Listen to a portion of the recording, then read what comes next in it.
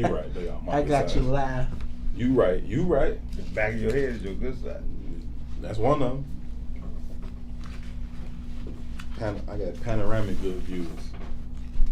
Oh shit! We invaded the Major Jackson page. Nigga, we made it. Nigga, we made it. Mama, I made it. That's how I'm opening the show. Nigga, we made it. Mama, I made it. I gotta get a monitor. Let's see. My phone, is it not plugged?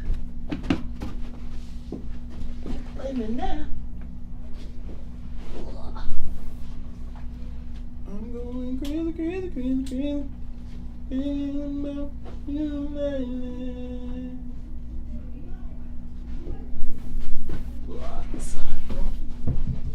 That's impressive. Bear crawl, baby. Yeah, that's impressive. Especially for a 50-year-old, right? Yeah, that's what I'm saying.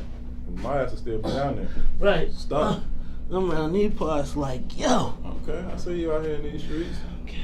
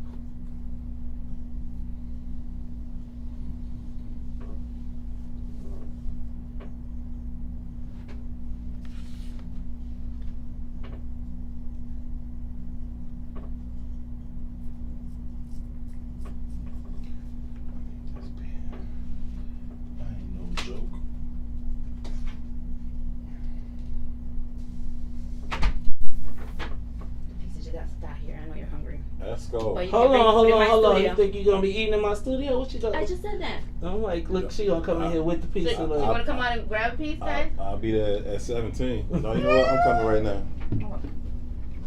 Cause I got a 2-hour instrumental setup. So the intro could be long.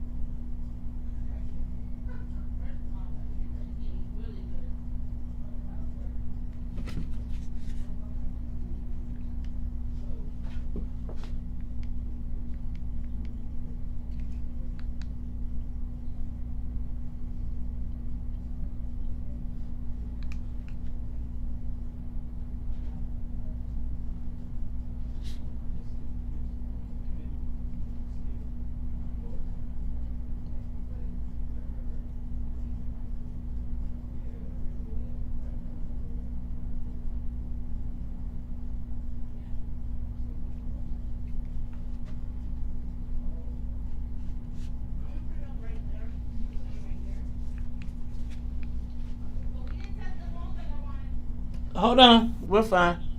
Here, let me get your phones.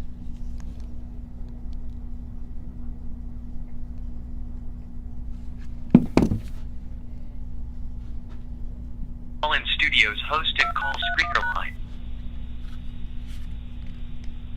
Enter your 6-digit PIN number.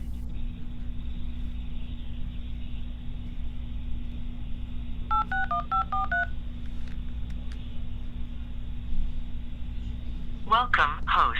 You have not started a show session in Collins Studio and cannot yet receive calls on the Maze Jackson Show. Please visit the Collins Studio website and begin your session. Music will play until your session begins, or you may call back when you are ready. This video, some of this riding.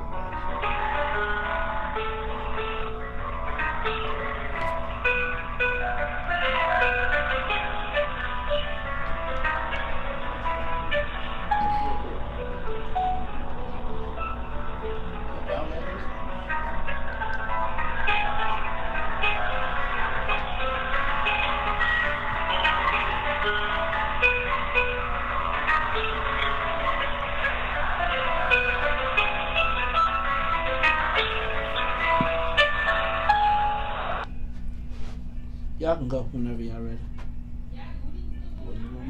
Huh?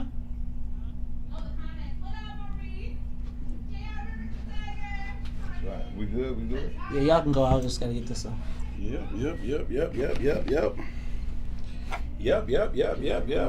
let me get you. Get We're your already phone live. on. Yeah, we already live. I had to go stuff in my face, y'all. I'm hungry than a hostage right now.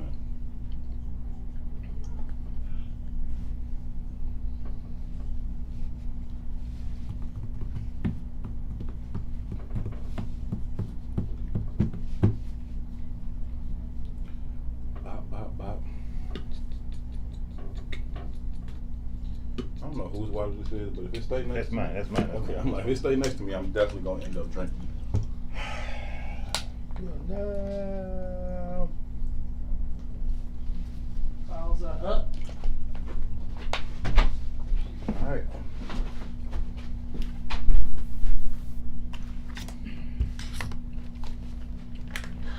Whenever y'all are ready, I'm trying to get you. Come on, Mary. Is that me? So I'm taking my phone with me.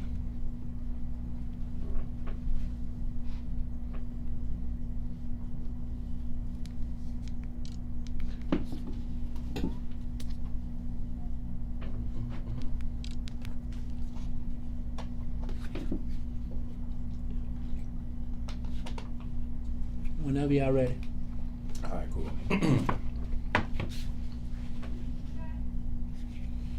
What's going on, good people? Thank you so much for tuning in to I Said What I Said this Monday edition. We are live from What's In It From the Black People Media. Mama, we made it. We made it. We are live on the Maze Jackson Facebook page. If you want to tune in, you want to see us, you can do so on the Maze Jackson Facebook page, as we have brought I Said What I Said over to What's In It For the Black People Media. Absolutely thrilled to be a part of what is happening over here at What's In It For the Black People Media. Lots of phenomenal things going on. And so when May said, hey, I want to bring it over here, it was almost a no-brainer for us to go ahead and do that. It was, man. It might have been a no-brainer to the outside world, but the inside world knows very different, right? Internally, man, me and Maze have had conversations for years. So when this first came about, well, let me go even rewind the tape a little bit further, right? Sure. When Maze decided to leave VON, I text Maze, man. I just told him that I was impressed by him, and I'd always been impressed by him, and I thought that him leaving was a powerful move, which opened up another level of dialogue for us. And then maybe a month later, a few weeks later, I don't even know how long it was, but he reached out to me and said, hey, man, I was thinking about bringing I Said What I Said over to What's In It For the Black People Media. And I was like, man, I'm with it, man, let's do it. And I could see he was confused. Like, is that simple? Right. Wait, that's Right. it? Right. That's all I had to say? Right. I said, man, I ain't against you, brother. I'm with you, man. Right. We rock it, you know, regardless if we have disagreements or whatever it is, man. Yeah. I know that if we operate in alignment, we can achieve the goals that we want to achieve. And I know that we all operating on the same team. So he was kind of confused when I agreed so suddenly. You know what I mean? Yeah. But I absolutely understand the impact that Maze has. I absolutely understand Maze's perspective and points of views. And regardless if we see things from a different vantage point, I know that we operate in the same frame of mind. Right. And that is exactly what is in it for the black people. Yeah. So salute to Maze, man. We appreciate the opportunity, man. We definitely gonna give you our best.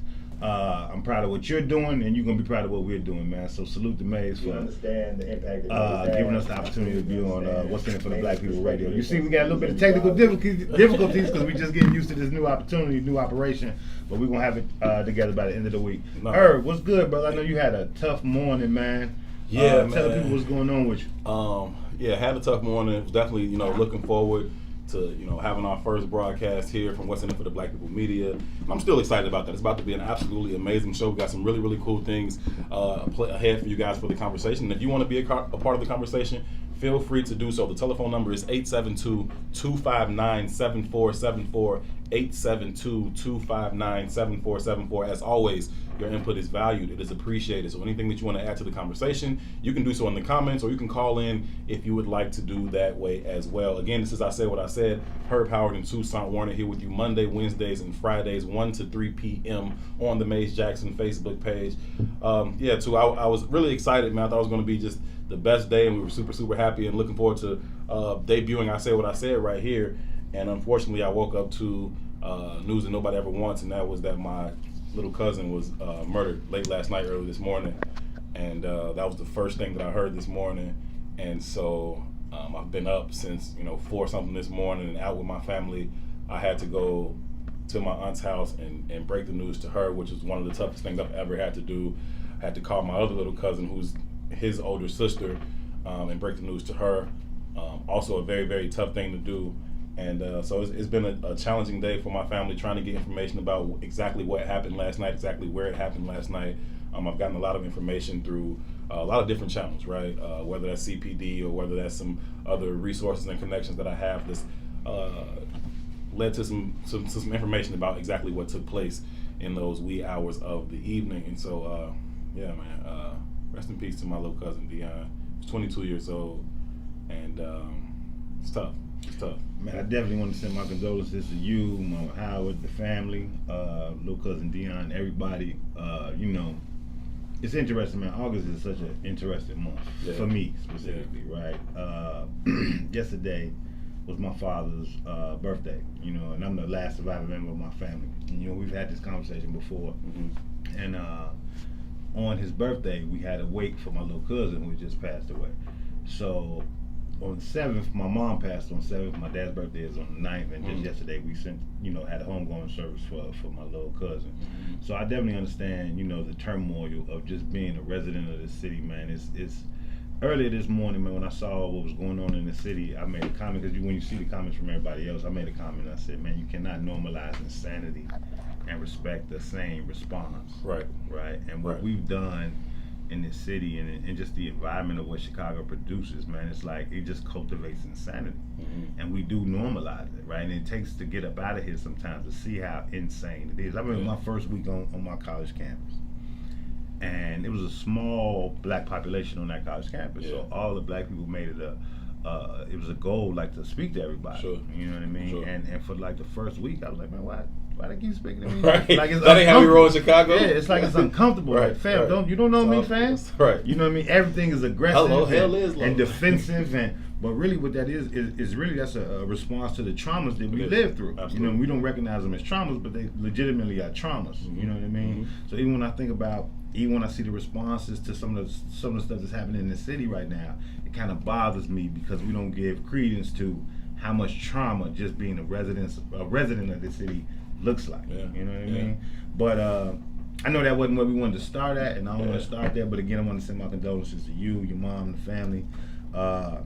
Man, I appreciate it, brother. I appreciate it. I feel the love. I feel the sentiments, and I truly, truly appreciate it. It's going to be a little bit of a challenging time for my family. I mean, some things come and you can kind of expect them and deal with them in certain ways. But 22 years old, that hits you pretty rough, and so we'll deal with it. And I certainly appreciate the love and support.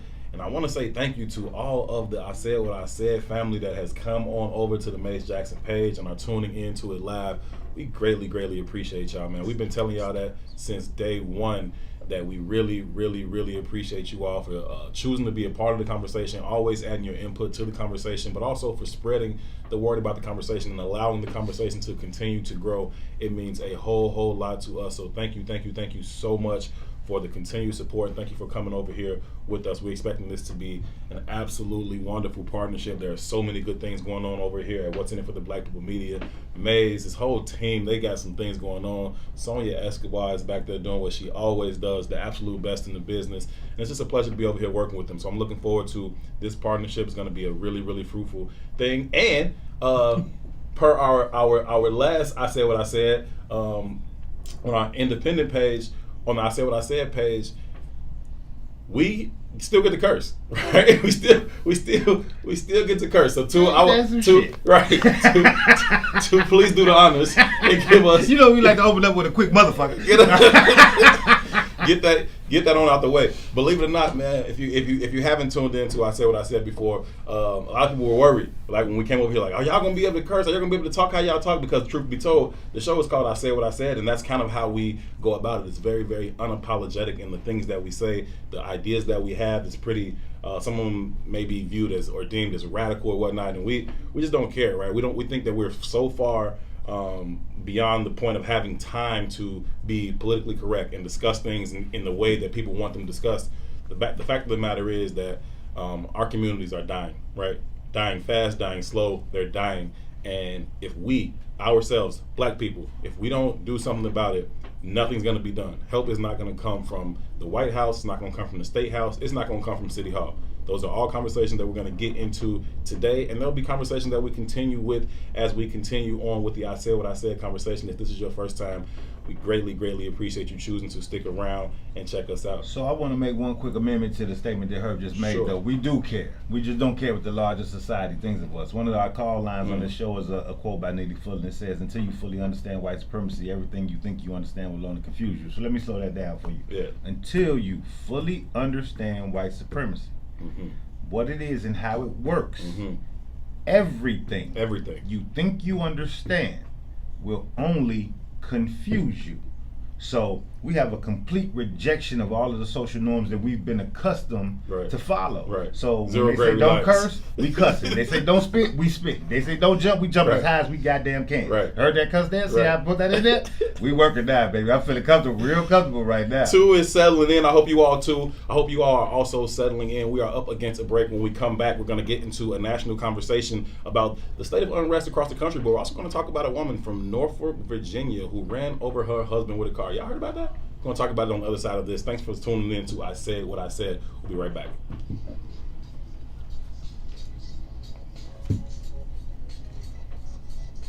That was at the 17? At the 16? Yep. Boy, you good. Boy, you good. Man. I'd have never remembered that. Good stuff, guys. It'll become second nature. Like once you get like, and we got to get your clock in here. Okay. We got to get your clock. We ain't got a clock in here. It'll become second nature. You'll start to feel like, damn, this segment going long as I know hell. one Like thing, did we blow through a break? The numbers is immediately different. The numbers is immediately different. So let me tell y'all want to remind people, stars. Right. I heard. I knew exactly what you said. I heard you. So just remind people Yeah. that you if they want to support you, that they can send you stars. It's just right there. You can see it right here on the thing. Okay. Right? They can get stars. They can send you each stars a penny, right? So 50 stars, 50 cents, but they feel good, and it adds up. Every penny counts. That's what's up. Give me a hot second, For and sure. then we can come back. It's back there on the table. That piece was fat too. I was starving. Don't. You can still see the comments as they come in live. I shared them on our page, and then I just double back to Maze's page. I don't think we can see them. I can see them popping up on this TV screen a little bit, but it's not good. Breaks. What the fuck, commercial breaks? We gotta pay bills around this joint. Look, Tiger, he tried the wrong woman. 18 years. She was like, I'll be damned. Tiger, we gonna get into that, Tiger. That's exactly how we had this conversation. Go we ahead, gonna Tiger. get Kick it into off that. for us. We're gonna get into that. Tell us how right that woman was. And tell us how right she was. Tell us how he needed his ass ran over He needed twice. his ass ran Tell over him twice. tell us how you would have backed up over and that did it motherfucker. again. Back up over. All the shit she put up with for all them years, 18 years, fuck that nigga. Kill his ass again. All right, when y'all ready? Y'all ready? Yeah. What's going on? Welcome back to I Said What I Said. Herb Howard, Tucson Warner here, live from the What's in It for the Black People Media Studios. Absolute pleasure to be here with you guys. Thank you so much for choosing to be a part of this conversation. If you want to join the conversation, feel free to do so. The telephone number here is 872-259-7474. 872-259-7474. As always, your input is valued. It is appreciated. We also see your comments rolling in on the screen, and we are about to bring you guys into the show as much as you want to be, because we're going to have a national conversation about something that happened in Norfolk, Virginia, where, you know the woman's name? The sister has a Norfolk, Virginia name. It's that crazy out there again. I hate to say it like that, but it's true. Her name is Bashira. Okay. Tripp, 34 from Norfolk. She sounded like she hit you with a car. Bashira Tripp wasn't playing no games. She sounded like she hit you with a car. She was mad as hell. So she ran a little homie over. You said 44 years old? 34. Bashira Tripp, 34 years old, ran over her boyfriend, husband, fiance, her partner. Her partner. She ran over her partner with a vehicle and murdered him.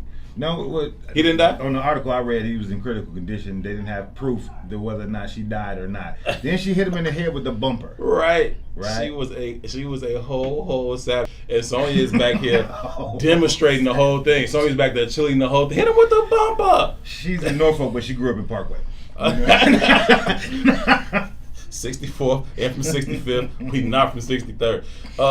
No, so she hit the man with the car, and as he's laid out, apparently dead. I'm glad he's not dead, right? I hope he actually doesn't succumb to his injuries. We don't have any proof of that, right, though. But he was laid out, certainly unconscious and unresponsive. And she was just going on a rant about how he deserved it. In 18 years, you stupid motherfucker. And people were standing around, and like half the people was like, yeah, sister, tell him. And half the people was like, okay, you went too far. I think he might be dead. And she's like, I don't care. Fuck him. And he's laying there basically unconscious. Yeah. And what happens is, immediately, the natural response is for everyone to support her. Once it hits social media, right, you start to hit the comments. I always say social media is like a microcosm of the entirety of the world. The people talk about this is fake. This is, no, this is how y'all think. Right. This is what you really own. Right. This is what you really own. Right. So once it hit social media, the comments started rolling in, and specifically you start seeing comments kind of validating that behavior. Sure. Like, oh, he must have been an asshole. Right. Oh man, what did he do? Right. How many women did he cheat with? Never mind, he did. Never mind, he's unconscious on the ground. Did get backed over like 3 times. Then hit the head with a car bumper. Like we validated all that behavior, like because of whatever behavior, unless he ran her asshole. Hey. I don't see any validation for running a man over, then hitting him in the head with a damn bumper. Can we just address the fact that women see red for a lot longer than men see red? Like we could black out and see red too and spaz, but 60 seconds, 90 seconds, we'll usually come out of it like, let me not go completely crazy out here. So I don't agree with that. She was seeing red for at least 5 minutes. I don't give a shit how long she saw red, right? This goes back to my Tommy Curry conversations, man. This goes back to that devalidation of masculinity in America, in my opinion. I know nobody likes to have that conversation. Sure. I started looking like my toxic self, but you know I'm comfortable with my toxicity, so you call me anything you want to. Yeah. But immediately when the comments come in again, they start to validate the behavior. Sure. Right, but when you get to the core of it, and I'm going to say this because for us, our traditional listeners are mostly black people, right? Mm-hmm. And we got to be honest that there is no humanity attached to blackness. Mm-hmm. So all of the subdivisions of black identity is where you legitimately find your humanity, right? You find, if you're black and woman, you find your humanity in womanhood. If you're black and a child, you find your humanity in childhood. If you're black and homosexual, you find your humanity in homosexuality. Right. If you're black and male, you just fucked up. Right. Because ain't no humanity to be offered your ass. There's nothing left. There's nothing coming. And when we show it every day, this is again a modicum of how society thinks. This man is laying dead on the ground, and people is justifying him laying dead on the ground because of whatever behavior he had that hurt her damn feelings. She legitimately tried to take this man's life for her fucking feelings, and people validated that behavior. That is, you cannot tell me there's any value to black manhood in America. It just isn't. We're seeing like mules in the goddamn field and work their ass to death, and when they die, discard their ass. Give me another one. That's it. So I want to be somewhat partial. You right? can do that. I'm not going to be. I want to be partial and say I don't know the dynamics of their relationship. I don't know what that man did to her. I don't know what that man put her through. I don't know if that man gave her ST everything. I don't know if that man had side babies. I don't know if he was hitting on that woman. I don't know what happened. I'll tell you one thing though. Sure. 18 years, right? 18 years. Well, that's a Kanye song, right? 18 years. 18 years. And one of your kids got you for 18 years. Man, leave, Joe. And she was 34. So this started at 16, number one. Leave, man. If it's that bad, leave. Leave. Obviously, she had the courage to leave because she had the courage to run his ass over. Leave if it's that bad. And otherwise, you're making the choice to be there. And if you're making the choice to be there, then you got to deal with whatever consequences come with it. Yeah. Right? Yeah. That just is what it is, right? And in reality, relationships, I know nobody wants to hear this shit either. Right? Because it makes you responsible. Right? But in reality, relationships are just mirror images of your own self-limitations. Sure. Right? So if your ass stayed there, then you was a reflection of that behavior. You did some other crazy shit. Granted, he was crazy, but if you was crazy enough to run him over, we know you're crazy. We know that exists in you. Right? So you accepted that behavior for 18 years. That's the life you chose too. You're not a victim, you're a volunteer. We got to understand the differences. You're not a victim, you're a volunteer. And I don't even have to know your story. For 18 years you chose to rock with that, you're a volunteer, shorty. You really like pissing people off. I don't give a damn. Truth is truth. I said what I said, right? I said what I said. Nah, so I'm with you. You know, I don't disagree. But I also like to, add some fullness to the picture and some understanding to everybody's side of it. So I can absolutely understand her level of frustration based off whatever it may have been. What I'm simply saying is, how come it's immediately in the aftermath of her bringing this man within an inch of his life or taking it, everybody, while assuming he's dead, is like, yeah, girl, kill his ass. Like that get him again. Right. That's the part that kind of. I hate that I'm laughing at this. I'm taken aback by that part of it. And if y'all want to call us and say, this is why, y'all don't understand, this is what she was going through, then feel free to join the conversation. 872-259-7474. 872-259-7474. As always, your input is valued. It is appreciated. You don't have to agree with us. Help us understand. They're not gonna agree with help me. us understand why that man needed to be run over under a vehicle outside the grocery store. And not just run over and then hit the head with the bumper. It's the bumper for you, ain't it? It's the bumper. It's the bumper. It's the bumper that did too, Sonia. You got any comments you want to leave down there in the comments? You could leave your comments there as well. We will read through some of them as we go throughout the show. If you are just tuning in, this is I Said What I Said, Tucson Warner Herb Howard, live on the Maze Jackson Facebook's page. What's in it for the Black People Media? We are absolutely thrilled to be here. If you are listening and tuned in, we greatly, greatly appreciate it. If you want to support the show and keep the content coming, click that little gold yellow star down there and it will send us 1 penny. You might not think 2 is worth 2 cents, but I'm worth 2 cents. You know what I'm saying? So give your 2 cents to me and don't worry about Tucson. You know what I'm saying? Absolutely. Give that 2 cents to her, man. I'll break bread with him. But for 31 cents a day, you can feed. Herb is a goofy man. I love talking to this boy. You can make fun of domestic abuse volunteers. No, I did not make fun of nobody. But I did not make fun of nobody. I can't talk about the little flat face baby. Let me clarify my perspective, right? I did not make fun of nobody being domestically abused. We want to be very clear about that, right? Because they'll blackball me, and I don't want that to happen to me. Teasing, man. Right? But at the end of the day, we do have to take responsibility in all of our life's endeavors. Sure. And if those rules apply to her, after running him over and hitting him in the head with the car, hitting him in the head with the bumper, then those rules got to apply across the board. And what we see that those rules are not afforded most black men in any situation. True. You'll see a young boy. True. Matter of fact, we just talked, it was carjackings happening all last week or something like that. And one of the reports was that it was like an 11-year-old boy out there doing that. There's no empathy for that 11-year-old boy. He out here doing it. He deserves whatever happens to him. Right? We see the responses right now about what's happening in the streets in Chicago right now. It's no empathy for them people. It's like, man, the hell with him. Yeah. But when the sister runs this man over and hits him in the head with a bumper, it's empathy. I just don't understand it. Yeah. Help me understand it. Clarify for me. If you can make this make sense, I'll fall back. But if you can't make it make sense, I'm standing on where I'm standing on. So I'm with you as far as standing on that piece, and I can't get you to understand why there's no empathy for the 11-year-old boy, right? You J-Rock daddy, right? Like, how was I supposed to know that was a boy, right? You shot him in the back, right? So I get that piece, right? But I think that lack of empathy on that end comes from a lack of understanding of white supremacy, right? You heard Tu introduce that quote. I promise you, if you listen to I Said What I Said, you'll hear it no less than 1,000 more times.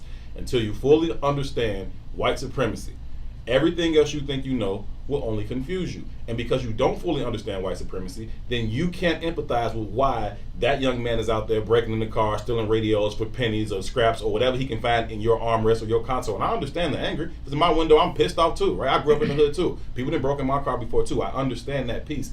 But there also has to be a level of empathy that should come along with your understanding of white supremacy, because that would lead you to understand that there were a direct set of circumstances intentionally put around that young man's life that led to him making those decisions. And that's not to excuse his behavior. That's not to not hold him accountable in any way, shape, or form. But it is an understanding of how he started to think that that was a wise decision.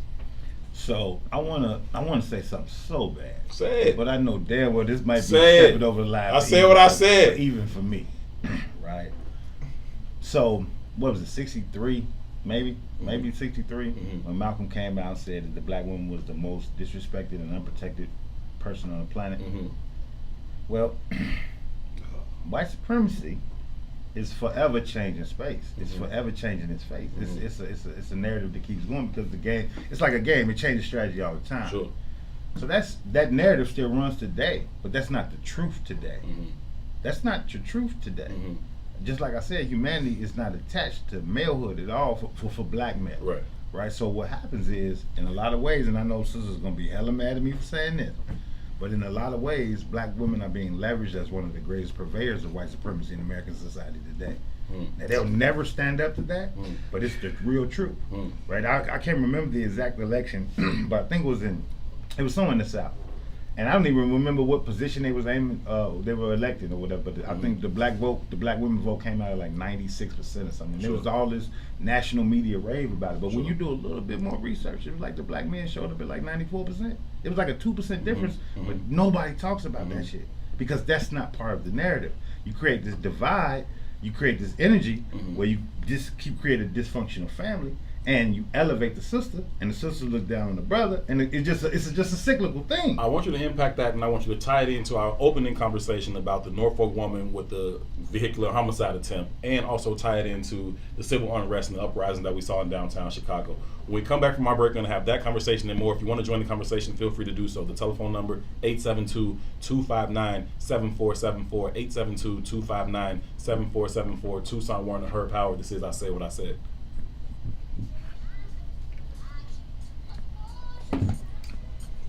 Yeah. Roger says, does the stars cost me anything to send? Yes. 1 penny. 1 penny, Brenda. 1 penny, Miss Brenda's a penny.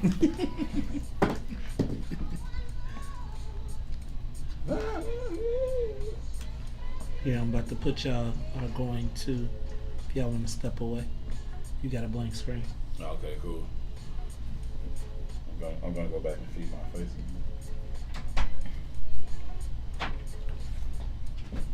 Oh, I'm tear it up, G. I'm fucking up. First day, I'm getting fat.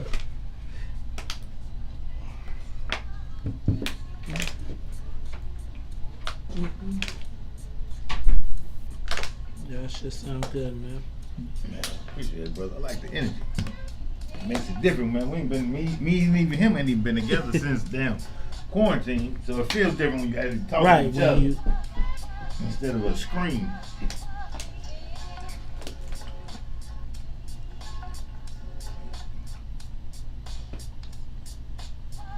Oh, you know what? Is this you? Mm-hmm. We need to. No, I'm just gonna slow down the. I don't want the feedback. bangers. Oh, No, I don't want the bangers. No, I mean when you when you leave, just make sure you try and keep that down some. That's all. You know what I'm saying? So it'll pick up. Yep. Okay, I got it.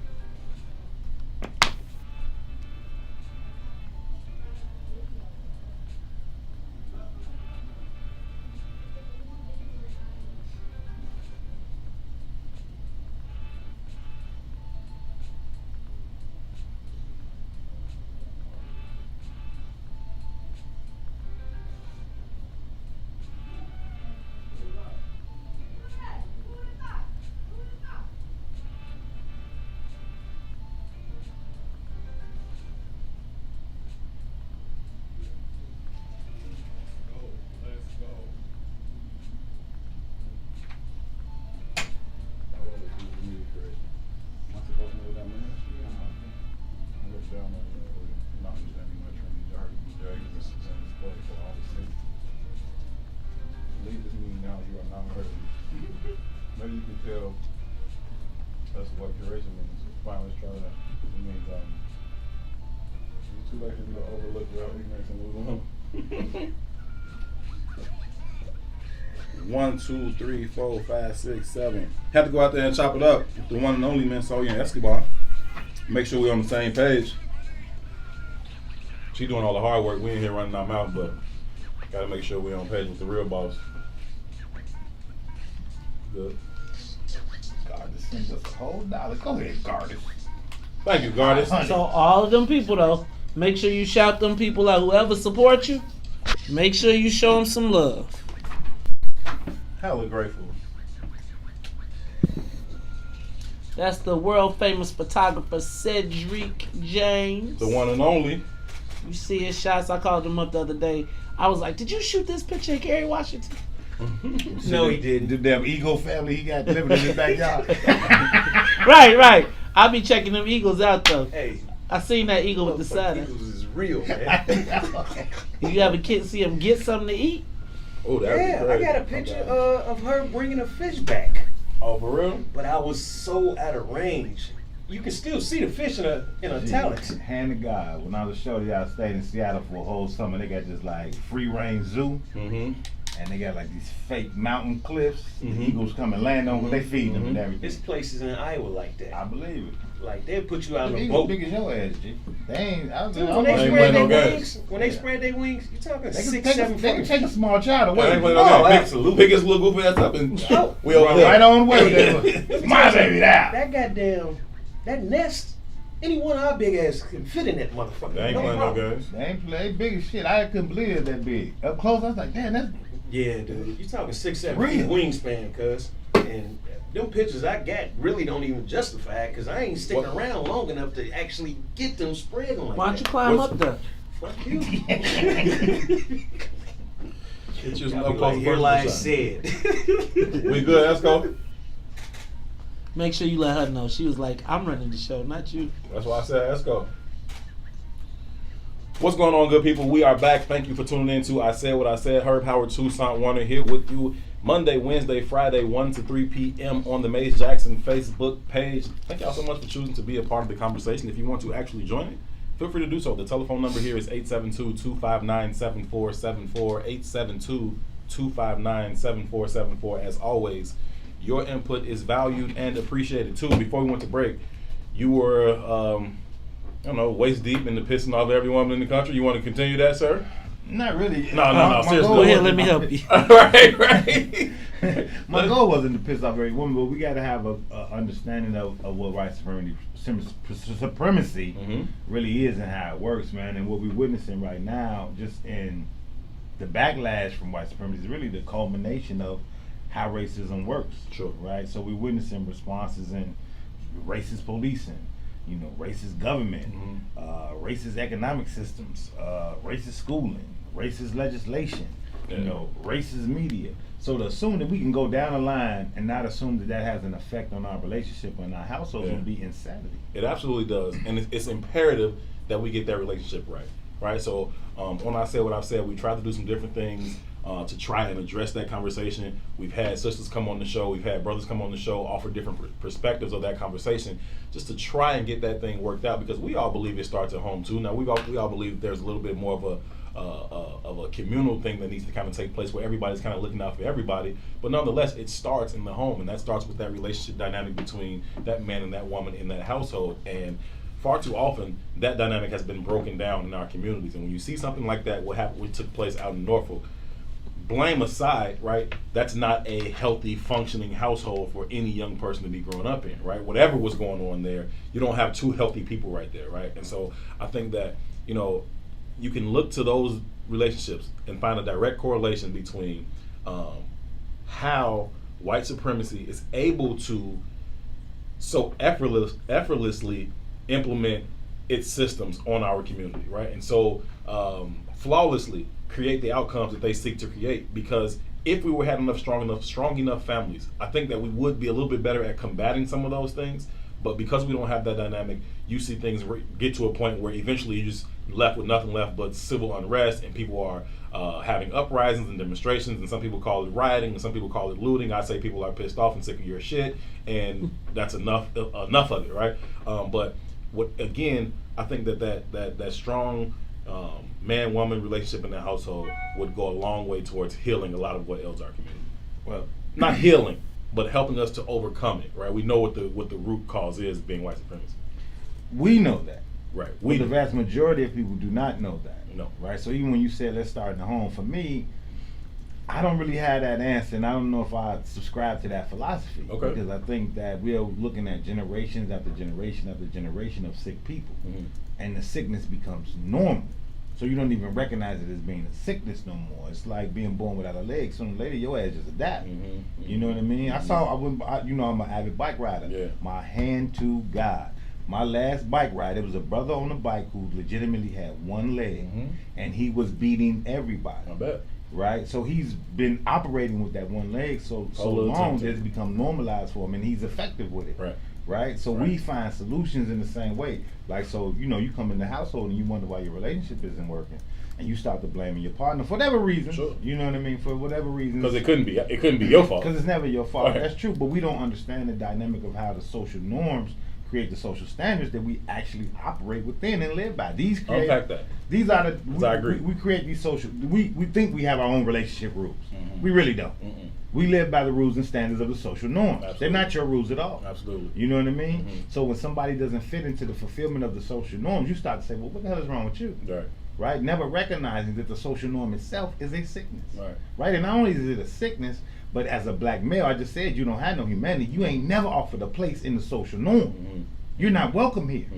Right? So then your woman is looking at you like, well, shit, I'm surviving in the social norm. Not recognizing that she's being propelled in the social norm to create the said dysfunction that's happening in your damn house.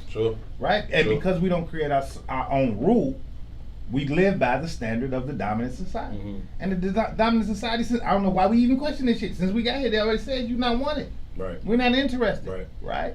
And if we got and if we recognize that as a war, and this goes back to the conversations that you and I often have around homosexuality, and it's not about a choice in sex. I don't give a shit. I don't. But we are at war, right? And when you dim that masculine energy, you'll never breed a warrior. You'll never breed a warrior. And that's what's happening at every angle. They're creating paradigms where we can only raise feminine men. Whether they're homosexual or not, they feminine as shit. Because all masculinity is toxic. All masculinity is toxic in a war-torn society where the dominant society is saying to your ass, we don't never want no warriors. Any book you've ever read, you can read the Bible, goddammit, when they go and they destroy some shit, they kill all the boy babies. For sure. I don't even want you growing up to think you're going to do some shit to me. Animals do the same thing. If I come over here and I take over this village now or whatever, like this is going to be my pride. First thing I'm doing, killing the male boys. Like killing the male babies. Don't you even grow up with that. Don't you even think about it. Okay? Right. You ain't my daddy, you damn right I ain't your daddy. Fuck your poor little nigga. Fuck your poor little nigga. That's fucked up. Oh man, I hate that I laugh at this shit in public. That's real. I hate that I laugh at this stuff in public. That's real though, right? That's it's real, the attitude, right? And there's nuances in the conversation. Like we take it on the chin and think somebody's condemning our way of life or condemning my choices. Man, I don't give a shit what you do when you go inside your house with the door closed. Don't vote on that stupid shit though. Right? Don't make that your cross to bear for the rest of your life, though. It's not that important to nobody. And they only throw the shit into the conversation because they know we're going to focus on such minuscule shit that we're not going to see the real game that's at play. You know what I mean? And it happens every day. I don't give a shit who you sleep with if you ain't sleeping with me. Yeah, don't matter. They ain't got nothing to do with me. No, we spend so much time trying to assimilate ourselves and find some semblance of success in a game that we didn't create, we don't control, and all the rules of that game are designed against us, right? And so you spend all this time trying to play this game that wasn't even designed for you. First of all, you're not really in the game. That's number one. But number two, it's counterproductive to you ever getting out of that cycle, right? It's a vicious cycle. And as long as you on that hamster wheel just trying to chase it, you're never going to get out of that cycle. And that's exactly what we need to do. But when you are of the minority group that says, hey, all this shit is crazy, y'all. We need to stop that shit. We need to build our own shit. We need to do it for self. We need to do this. We need to do that. Do this. Then people are like, that's radical. That's toxic masculinity.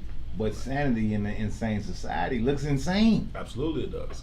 It looks insane, right? Absolutely Like it does. there's a quote that says there's no semblance of sanity to fully assimilate into an insane society. Mm-hmm. If we just check our history, just the basic history that most of us know, the Sure. basic history, because we don't really know the depths of how grueling slavery was. Sure. We don't really know. Sure. Right? There was motherfucking breeding farms like you was cattle, fam. Like we don't. That conversation never seems to come out. Mm-hmm. You know what I mean? Mhm. Homosexual breeding farms too. Let's be clear about that too. They was raping men too. Mhm. Those conversations never seem to surface. Sure. Right? It's only like, well, we were slaves. Like it was some you worked hard and went to sleep.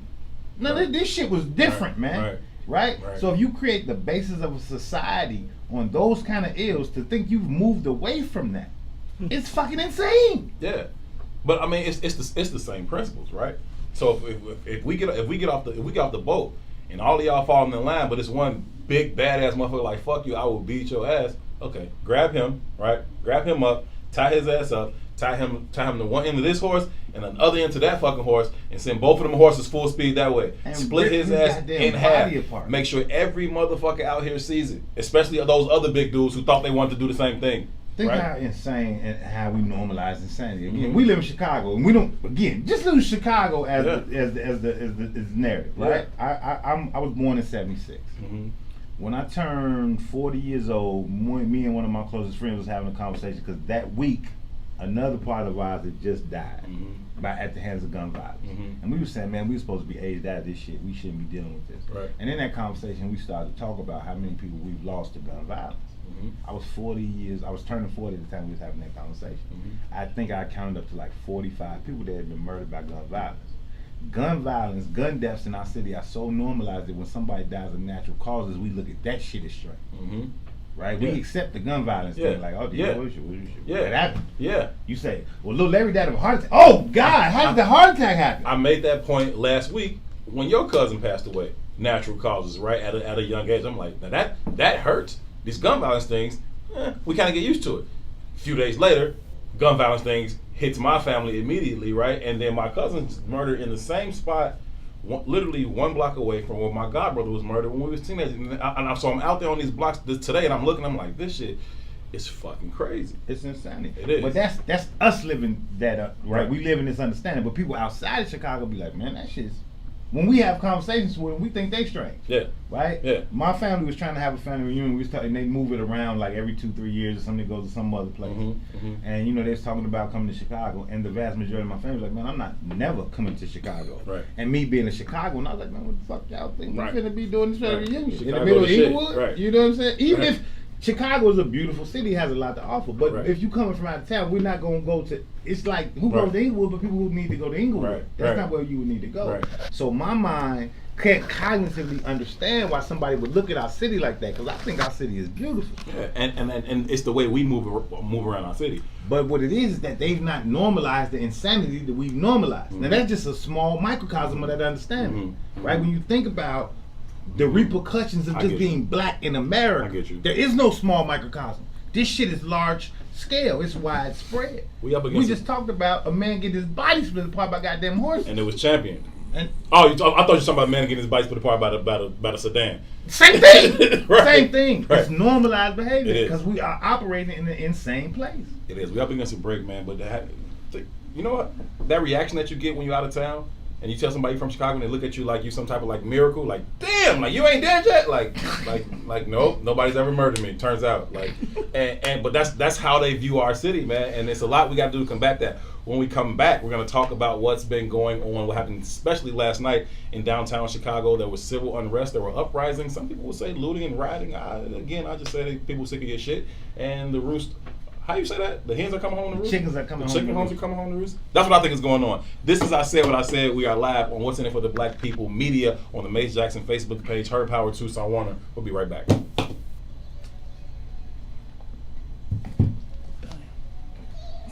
This shit. You got me in here laughing.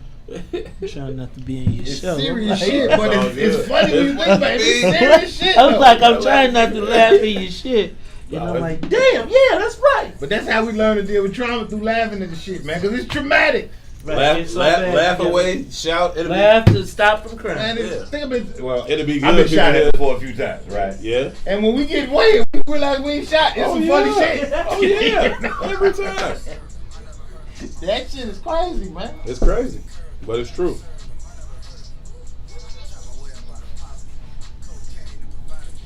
We still on live, maybe. What you see on those screens over there? You see me on those screens over there? Over here? No, yeah, never mind. Yeah, but it moves around. Yeah, I know. Don't worry about it. I don't want to be seen. I was finna make a phone call back to the fam, but I'm like, am I still on the thing? I'll go ahead and do it. Check on them. See Whatever you see here is what you see. check on him. Check on them and see what's going on. Oh, what a day! What a day! What a day!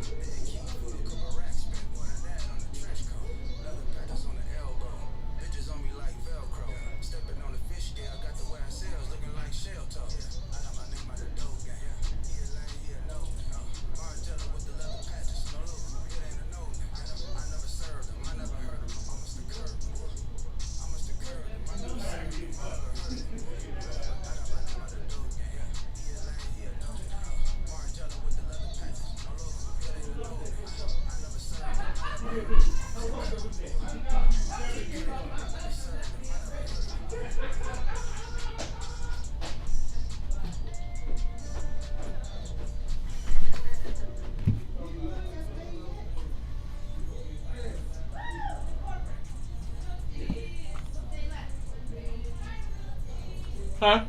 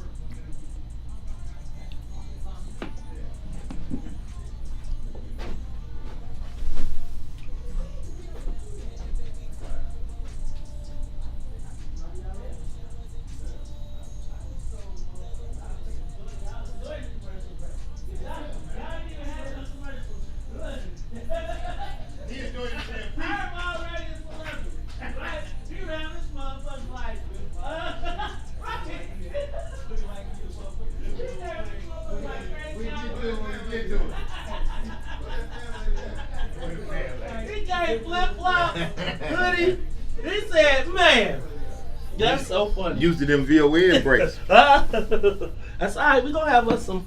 Ours will be longer shortly. Y'all doing decent, though.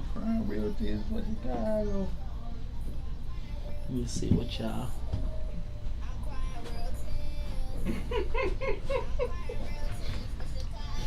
No, it's definitely not Robin Robinson. And no, it's definitely now y'all should have known. Come on, so I can laugh before. It wasn't finna be no.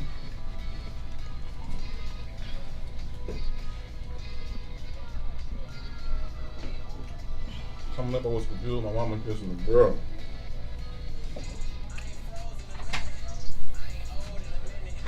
Oh, my When bad. does she start? Huh? When is that gonna start? I don't know yet. We gotta work it out. But it'll probably be first. September something. Well, it'll probably be the 1st of September. I'm saving everything else until 1st of September. Then I got some. So she ain't gonna need pictures this week. No. I'm out, cuz. Got anything else? Send me that, would you please? I got you. Let's go. We good? Good. See, that's why I don't like Herb sending in my shit when I was gone. He was too confident. They're like, nah, hell no. Who said? Nah, fuck nah, I don't want Herb to be in my spot.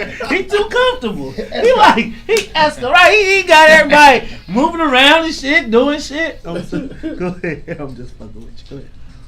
What's going on, good people? Welcome back to I Said What I Said. We are live. My bad, Sonia. Sometimes I like to just piss you off for no reason. What's going on, good people? We are back.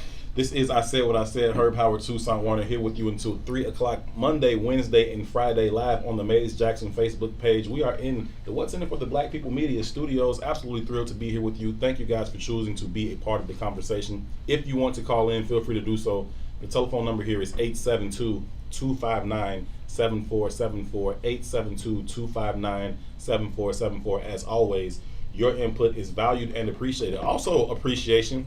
Some people have been hitting that little gold yellow star down there, sending us a penny with each click. We greatly appreciate that. I think you said we got to shout out a few people, man. Brian Lamar, Gardis Watson, Maurice Newman, man. We appreciate you for all the stars. Everybody from Chicago hit the stars, man. The 5-point stars. You know we're gang culture. We appreciate that.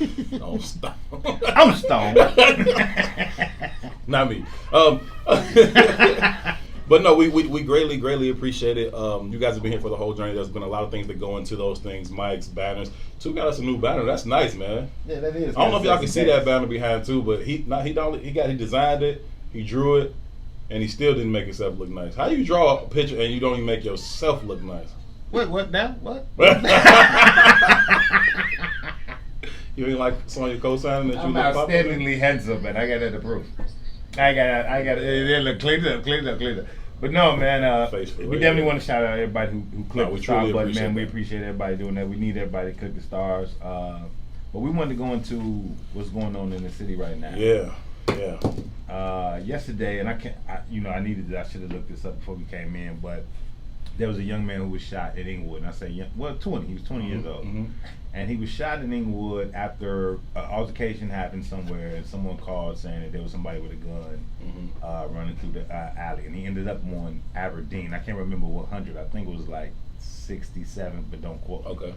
And I saw the aftermath in the early stages of it. There was a guy named Troy somebody who was saying that the kid didn't have a gun.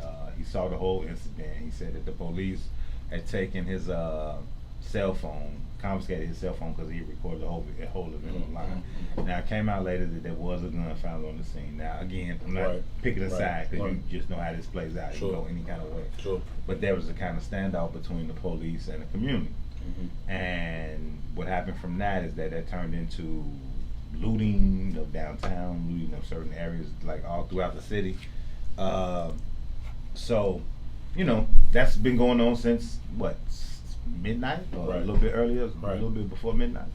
And we just went through this maybe a month ago with the George Floyd murder, and our communities haven't recovered as of yet from that incident. Mm-hmm. So what we're looking in front of, or what's coming to the head right now, is that what's going to happen? Like, how does this play out? And it's not the same kind of energy around this moment as it was around the George Floyd moment. So what do you think about that? I think that,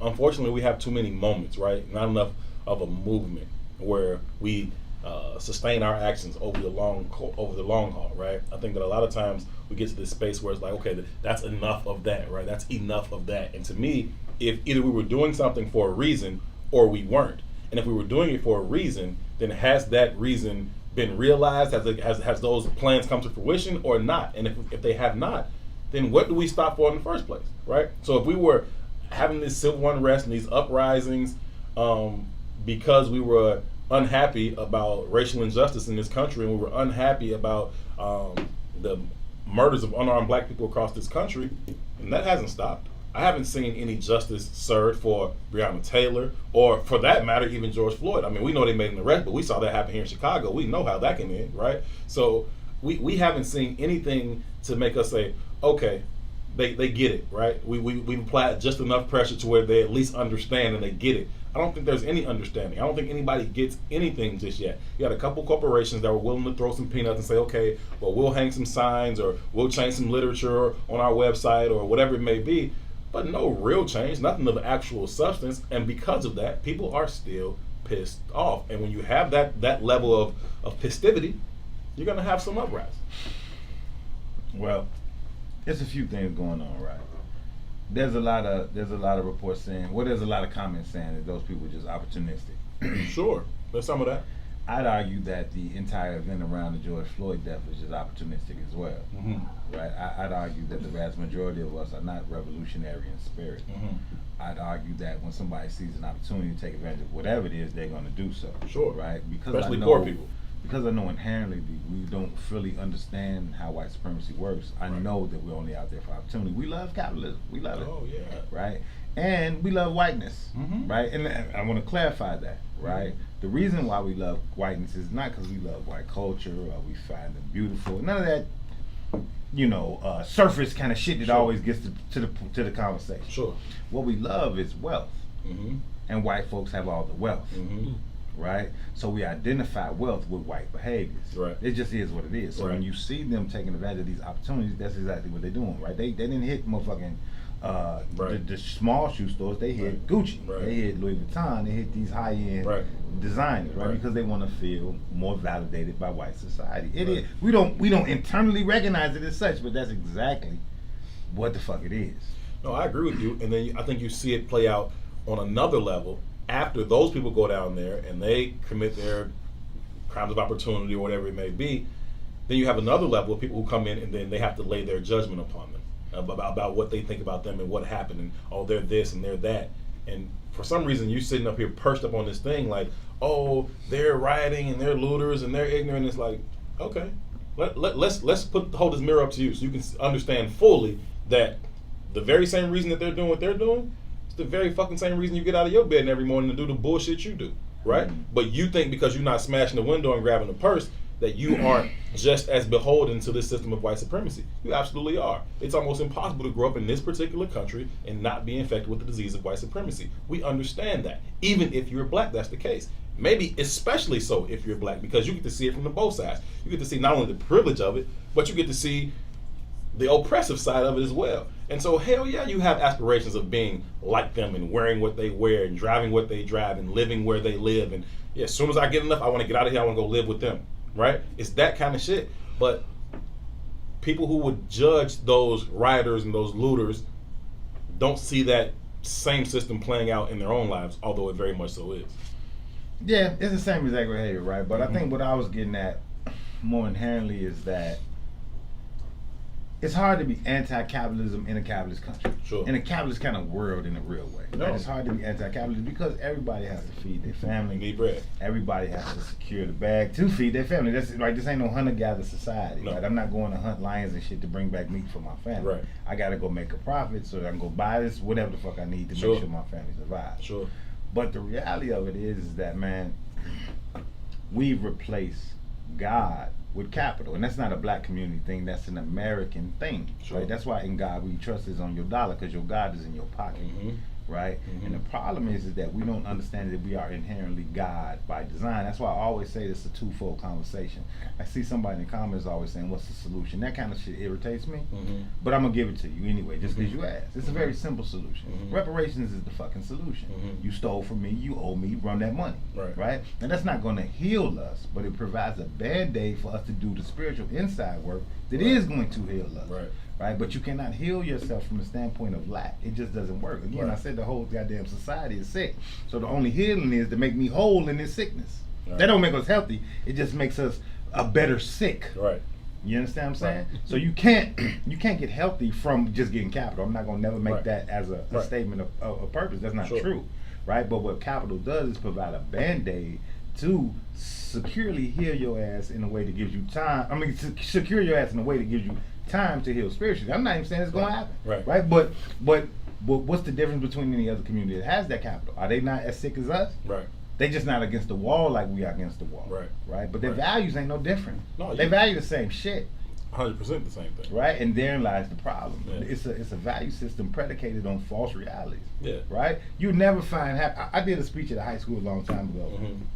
And I asked them, I said, what do y'all want to do when y'all grow up? And they all had these, outlandish, lavish ass answers, which I know they wasn't working toward achieving those kind of goals. Sure. Then I said, well, why do you want that? Right? They said, because they make this kind of money. Mm-hmm. Not because I'm fulfilled or because it makes me feel whole or because I'm happy or because I love doing this shit. Just because it makes this kind of money. So I dig a little deeper. I said, well, what does this kind of money do for you? Mm-hmm. It allows me to buy the shit I want that makes me happy. Mm-hmm. So I said, you got to buy some shit to make you happy? Yeah, I got to buy some shit to make me happy. Well, anybody who's a marketeer knows we're going to create new products every goddamn year. So you're going to forever be chasing outside happenings, right? So what capitalism does is it forces you to look for external solutions to what's really an internal problem. You don't feel whole, man. Them Jordans don't make you jump no higher ever. Ever. You know what I'm saying? But you spend that $250 because it makes you feel the dude with the Jordans is buying that to secure a certain validation in his crowd. Sure. Same thing as the dude who's buying the house with the pool. 100%. Same dude who rents the condo at the Trump Plaza, the Trump Tower. It's the same mentality. You just got different access. That's it. And that capital, right? You talk about reparations, that will provide us the opportunity to sustain ourselves in the short term while we deal with what we need to deal with for the long term, right? You talk about getting over white supremacy and the fact that we're infected with that disease. To get over that is going to take some time. To really let go of that, to really learn to love ourselves first and then love our brothers and our sisters, that's going to take some real time. But that's not anything that we can attempt to address while we're drowning, right? While we are literally drowning, I can't really address that shit right now. It's about these current circumstances that I'm dealing with right now. And then that's why we're always talking about dealing with the symptoms of the problem without ever actually getting to the root cause of it. We're constantly talking about the symptoms. If you give us our reparations, if you give us what you owe us, that will allow us to sustain ourselves in the short term to where now I'm not in this desperate situation to where, I'm making these decisions with no sense of tomorrow in mind. That'll give us the ability to sustain ourselves and then do the real work that needs to happen for us to really address the root cause. Because again, we talk about symptoms, and I say it all the time. If my nose is running, you can pass me Kleenex until I blow my nose clean off my face. Until we treat the virus on the inside, my nose will continue to run. And we often talk about these, symptoms of a larger problem. That civil unrest or looting, right, whatever the fuck you want to call it, right? That shit is a symptom. That's not the problem, right? You can go down there and lock up every single one of them motherfuckers. That ain't gonna change shit, right? That's not a problem. That's a symptom of the problem. Unfortunately, once we get some semblance of success, or once we've assimilated enough into white culture, we start to look down on those people and say, oh, they just need to, bootstrappers and that kind of shit. And it's like, nah, that's not real.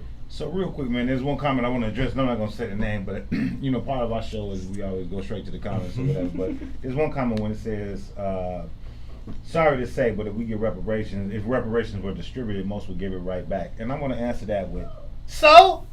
That's what everybody do. Right? When we look at the Chinese community, when we look at the white community, it is not the 99% that holds up that community. It's 5 to 10% that holds up that community. Right. So that means that the other 90% is giving it right back to the system. Right. That's how the game goes. Right. It's one bank. Right. It's one bank, fam. Right. So what? Right. That is ignorant, and that response irritates the shit out of me. Right. Right? It ain't. We're not asking for a favor. This is a debt. Run me my money. You lend me $100. You just gonna let me slide because you gonna spend it at the boat? Right. No, you wanna go get your money to spend it at the boat. Period. You wouldn't let me slide. Right. Stop saying stupid shit. Right. Oh, that irritates me. I can see that. Jesus, that irritates me to life.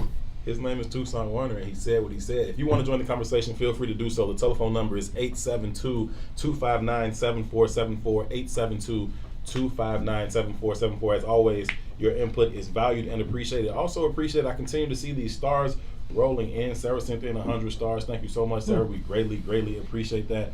You are phenomenal. We appreciate the support. Listen, again, if this is your first time seeing I Said What I Said, my name is Herb Howard. His name is Tucson Warner. We are absolutely thrilled to be joining the What's In It for the Black People Media Network family, and we are absolutely excited. Today is our first show here in the studios.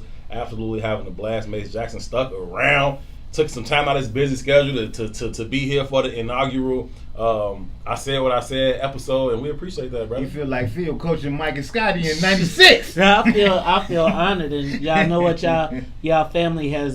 Just as a sidebar, Antoine Dumela, Charlie B. Moore, Carmen Coburn, Felicia Stovall, Bryant Lamar, Gardis, Watts, Sarah Mickens.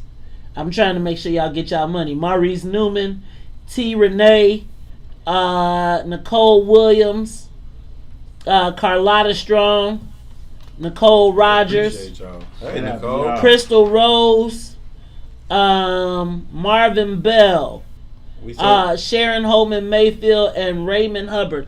All of them sent you. Right now, you're about $20. They done sent you total about $20. We appreciate all y'all. We appreciate y'all so very, very much. Two can put some air in his bicycle now. Hey, you rode your bike today? Nah, I didn't ride it today. I rode it yesterday though. You did like 22 Sonia's miles laughing today? at me like she doesn't understand it. That's a real thing. No, she like, you ain't ride that bike because you was out here acting crazy. They like, what kind of bike is that, fam? Hey, I got my concealed carry today. Esco, he really be on his bike. He be out there 20, 30 miles at a time. Yeah, I try to put up like 50 miles at a 100, time. 120 miles a week. Yeah, it's a great hobby, man. It's great. I went the other day, but we went like midday, and that sun was killing me, Joe. It was trying to outrageous. find the bike. But the night rides are beautiful. The early morning rides are beautiful. So and low key, like it's a lot of upwardly mobile black people who are starting to get into the hobby. So you having different conversations out there these days. It's interesting. Yeah, that's what I wanted to touch on real quick since we stumbled upon that topic. It's been a cultural thing that's kind of been growing a lot. You've seen a lot of black people like, hey, I'm getting my bike together, I'm getting my bike tuned in, I want to go bike riding. And those groups continue to get larger and larger and larger. I've gone past a couple of times where I'll be riding down Lakeshore Drive and I see like 100, 200 bicycles come across the bridge. Either like 39th or something like that. They'll be coming across the bridge and I'm like, man, all those people out there riding bikes. I think it's cool. Shout out to the Streets is Calling Bike Group. I ride with them, and they usually have about 100 to 200 people, depending on the time of day. Yeah. But back to capitalism, how capitalism works, right? You know me personally, so I've been riding bikes way longer than it's been trendy. It's been trendy, sure. Right. This is a true story. I was riding a bike near my house. I think I was on 47th in Michigan. Right. And these two sisters in a Pontiac something, not knocking the Pontiac, I care less. Sure. Right? Oh, Pontiac something pulled up on me and said, baby, you too cute to have to ride a bike. And I'm internally thinking to myself, I can't be exercising. baby, I got a car and a house. My car is probably worth more than you have. You know what I'm saying? Right. Like, and I'm not that kind of dude. Right. But you automatically identified me as a certain type of person Because I'm you riding saw a me bike. on a bike. Not You to don't mention, know nothing about not me. to mention that I ain't trying to put you out there, but your bike like $4,000. My bike costs more than your bike. car, short. But again, I'm not that kind of a dude. No, it's not that. It's a sexy bike. It's a real bike. But my point is, I don't want to get into that because that's not my MO. My point is, you got a $4,000 bike. You don't know me, right? My bike is expensive. My bike did cost more than that Pontiac. Yeah. You know what I mean? You don't know me, Right. but you made a judgment on me because you saw me on the Right. bike. Now it's trendy. It's a whole different energy. Right. But it wasn't trendy then. But what was she really saying? Because She was saying you a bum. No, she wasn't. What she was saying was, I would give you some coaching. But you a bum. But you broke yourself. But you a bum. Right. So she still was saying you a bum. Right. Right? Shit. She was when you first caught my eye, I got a little moist. But then I'm like, that's a bike. I got drive. He's trash. He didn't accomplish nothing in life. Trash. Trash. He's trash. Right? But again, that's how capitalism works, right? Sure. So, and we got to think about that in regards to like how that plays out in the mind of let's say a 14 to a 25-year-old, right? I got a son that's 15 years old, and I'm starting to see him matriculating into manhood. And I'm having different kind of conversations with him because, this is a space and place where you're trying to find yourself. I remember my hand to God. I remember my father telling me when I was a young man, and I might have been like 19. And my man was like, man, black men go through two midlife crises. One at 18 and one at 40. And at 18, 19, whatever age I was when he told me that, I was like, man, he high as hell. What is he crazy? Right? But then as I started matriculating, I started to go to college. I started seeing my friend group go to the penitentiary. I started seeing my friends dying like in mass numbers. Sure. Right? And then there was this large gap for like 10, 15 years. And when I hit 40, same things start to happen. You see brothers start to losing their minds. And you think about what's happening in them age brackets, right? At 18, life is taking flight. You're supposed to be doing something at this point. And if you're not doing something, America got a plan for your ass. The grave or the penitentiary. It just is what it is. At 40, your life should kind of be on autopilot. At least that's the hope. But again, back to that black male narrative of not having any humanity. Ain't none of our lives on autopilot at 40. Right. So you start to dropping out like, man, what the fuck? Why can't I get this together? You internalize your failure instead of recognizing that the system itself is set up and designed for you to fail. It's the same thing. It's one conversation, man. It's one conversation. We got one option. Eradicate white supremacy and become the oppressors that we so hate. Or you got to let go of capitalism. And I don't know how we get there, but that just is what it is. When we come back from break, I want to have that conversation on what potentially that could look like. What could healthy, self-sustainable black communities ultimately look like? What does it look like to feed ourselves, to educate our children, to house ourselves, to have our own businesses that we support? What does that look like? We'll have that conversation on the other side of this break. Tucson, Warner, Herb Howard. This is I Said What I Said. We'll be right back. I got to pay. The key on the wall. Appreciate you. And then go out the door and hang it right. The older your son gets while living in your house, the less he can go to the refrigerator. That's funny. This good stuff, man. I appreciate the opportunity, brother. This good stuff, man. I mean, this is, y'all got me cracking up. Y'all gonna talk about WAP? we trying to get cultural, so that might be leading into okay. that. All right. You know what I mean? Got it. Hold on, let's make sure I'm good. We good. I ain't even heard it yet, to be honest. I'm gonna tell you what. I mean, I like the video. I like Cardi B though. I ain't going in front. I like Cardi B. I'm not. I ain't seen it. I mean, I feel like it ain't nothing but Lil Kim and them all over again. So, I was the guy that was watching. When this name came on, you know, the video she had shot. That's 30.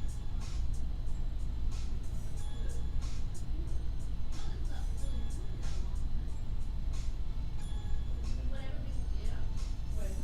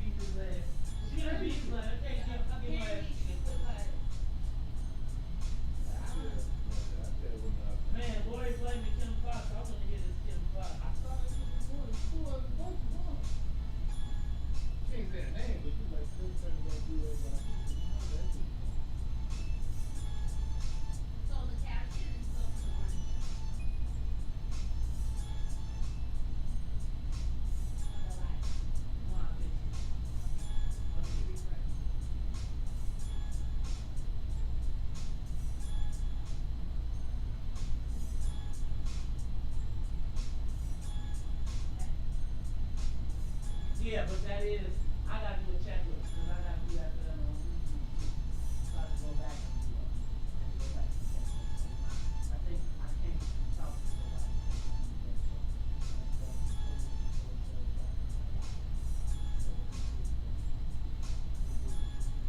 Are these tracks playing? There are.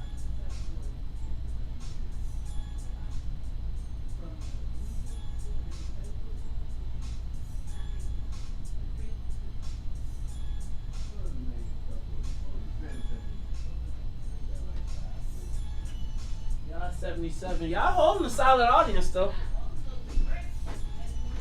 So that, I mean, that's good. Yeah, I would. Yeah, like I would come back and talk to them. Like if I was you, I would probably even just talk to the star givers, right, or something. Cause you know, like you got them just listening to instrumentals on the dead. It ain't no commercials. It ain't nothing in between that. You know what I'm saying? We want you to take the break, but don't lead the audience. Right. I don't want you to lose them. I get you. I get you. So, too, you back on the camera now. We living in a whole new era, man. Shout out to everybody that's giving stars, man. We appreciate that. Everybody who has already and everybody who hasn't but will, because we know you will. Thank you, good people. That's right. Let's run them stars up. And we'll run you a report so you can see the people. And once I give you, we'll give you access, and then you can get a back screen, and then you can see them. Then you can check your daily leaderboard and go ahead and put them up. Dope. So you ready, Sonia Escobar? We can start like specifically targeting people to shout out. Like, yeah. That's why I was giving them names that I was saying, and you could tell them how many you got. Hey, Ma, I'm doing a show. Let me call you back. Okay. Bye. Welcome back. We are live from the What's in It for the Black People Media Studios. This is I Said What I Said. Herb Howard, Tucson Warner, here with you for about another 40 minutes. Thank y'all so much for choosing to be a part of this conversation. It means a great deal to us. This is our first show over at What's in It for the Black People Media. We are live on the Maze Jackson Facebook page. Shout out to everybody who is tuning in on the Maze Jackson Facebook page. Huge shout out to everybody who's come over from the I Said What I Said page. We greatly appreciate you all for being there from the start, right? This opportunity was only possible because you all have chosen to be a part of the conversation for so long. Make sure you guys remind everybody who you are. Yeah, right. My name is Herb Howard. I'm Tucson Warner. His name is Tucson Warner, and this is I Said What I Said, man. We greatly appreciate y'all. We'll be here Monday, Wednesday, Friday, 1 p.m. to 3 p.m. each and every Monday, Wednesday, and Friday live on the Maze Jackson Facebook page. We are in the What's in It for the Black People Studios. I Said What I Said. Thank y'all so very much for choosing. Adrian Anderson. Hold on. We got to shout these out. Adrian Anderson, and we got to shout out Sarah Mickens, man, for 795 stars and 400 stars. Salute to y'all. Hey, thank y'all so very feeling the love in here today. We truly appreciate it. It means a whole lot to us. Thank y'all so much for the support. Thank y'all for tuning in. Thank y'all for being a part of the conversation and for doing your part to continue to grow it. We opened the conversation just showing some gratitude and some excitement about the partnership that we have going on with Maze Jackson, with What's in It for the Black People, the whole entire team and the staff and the family over here. So many great things are on the horizon. I wish I could tell y'all some of the dope stuff that is already lined up over here at What's in It for the Black People Media. It is going to be an absolutely phenomenal platform for some amazing talent to come over and showcase their abilities and also make some connections and have some great informative and entertaining conversations. So if you are in now, you're in on the ground floor and you are absolutely in for a treat. Some huge announcements in the coming weeks and months as we continue to grow this thing out. Yeah, man, I'm excited, brother. I'm excited, man. I know before we left for the break, we was talking about the looting and rioting, and I didn't want to end where we ended at because I want us to kind of like expand our perspective. Sure. Right? Sure. So whether those people are out there for opportunistic reasons or not, what I think they're doing though is they're becoming, you know, when Tupac said that statement, he's like, I want to be the catalyst that sparks the flame and the next leaders of tomorrow. I think what they're doing is creating a new paradigm in which where those people who do have a full understanding of what's going on will get off their asses and stop being afraid of the power structure. Come on, say that. Therein lies the real move toward succession. That's the truth. Right? Because fear is how they keep you in your position. Everybody's afraid. It's paralyzing, right? And what you start to see now is that these young people, they don't give a shit about the authority figures. Right. You know what I mean? And I think they're afraid too. I just think they're afraid of both ends of the spectrum. They're afraid of going back to those levels of poverty. Right. They're afraid of going back to those neighborhoods where, like me and you talk about it often, but like even the FBG duck conversation, right? If you're not in this city or you're from outside, if you're not even in the know, because people in the city don't fully grasp, right? Sure. Those beefs are predicated between legitimately 2 and 3 block neighborhoods, 2 and 3 block radius. Absolutely. Right? It's like if you live on 65th, you can't go to 66. Which is crazy. Like that's prison already, fam. That's prison. So you're not losing nothing by going to prison. Matter of fact, you might get more freedom in prison. Right. You understand what I'm saying? No, so when you start to understand how paralyzing those lives are, shoot, motherfucker don't mean nothing to you. Don't mean nothing. Right? When you understand how paralyzing those lives are, breaking the window to Gucci don't mean shit. No. Right? No. So it's they are products of the environment in the realest way possible. Right? But we got to understand that there are purveyors who create the environments that they become products of. Right. Right? And it's our job to destroy the goddamn purveyors who create the environment. It's what you say. I always say about the crabs in the bucket theory. Yeah, the bucket ain't the natural environment. They're not pulling each other down. They're just trying to get the fuck out. Right. It changes the context of the conversation. Right. Right? From the context of the conversation saying they crabs in the barrel, they just pulling each other down. It's like crabs are hateful motherfuckers. Who put them in the fucking barrel? Who put them in the fucking barrel? That's Right. not where they're supposed to be, G. Right. You ain't never seen a crab pull a motherfucker on the beach. That's true. You ain't seen it. That's true. You understand? It's That's not true. it's not the crab, it's the goddamn barrel that's the problem. Right. We just trying to get free. Right. And whatever it takes to get free, even if it's stepping on my brother, that's what I'm gonna do. Now that's a sickness, but it's a sickness that the environment creates. Right. Period. Right. Yeah, now you are 100% on point, and too often people just don't choose to see it that way. They choose to just look at the behavior and indict the individual based off the behavior. They make poor decisions.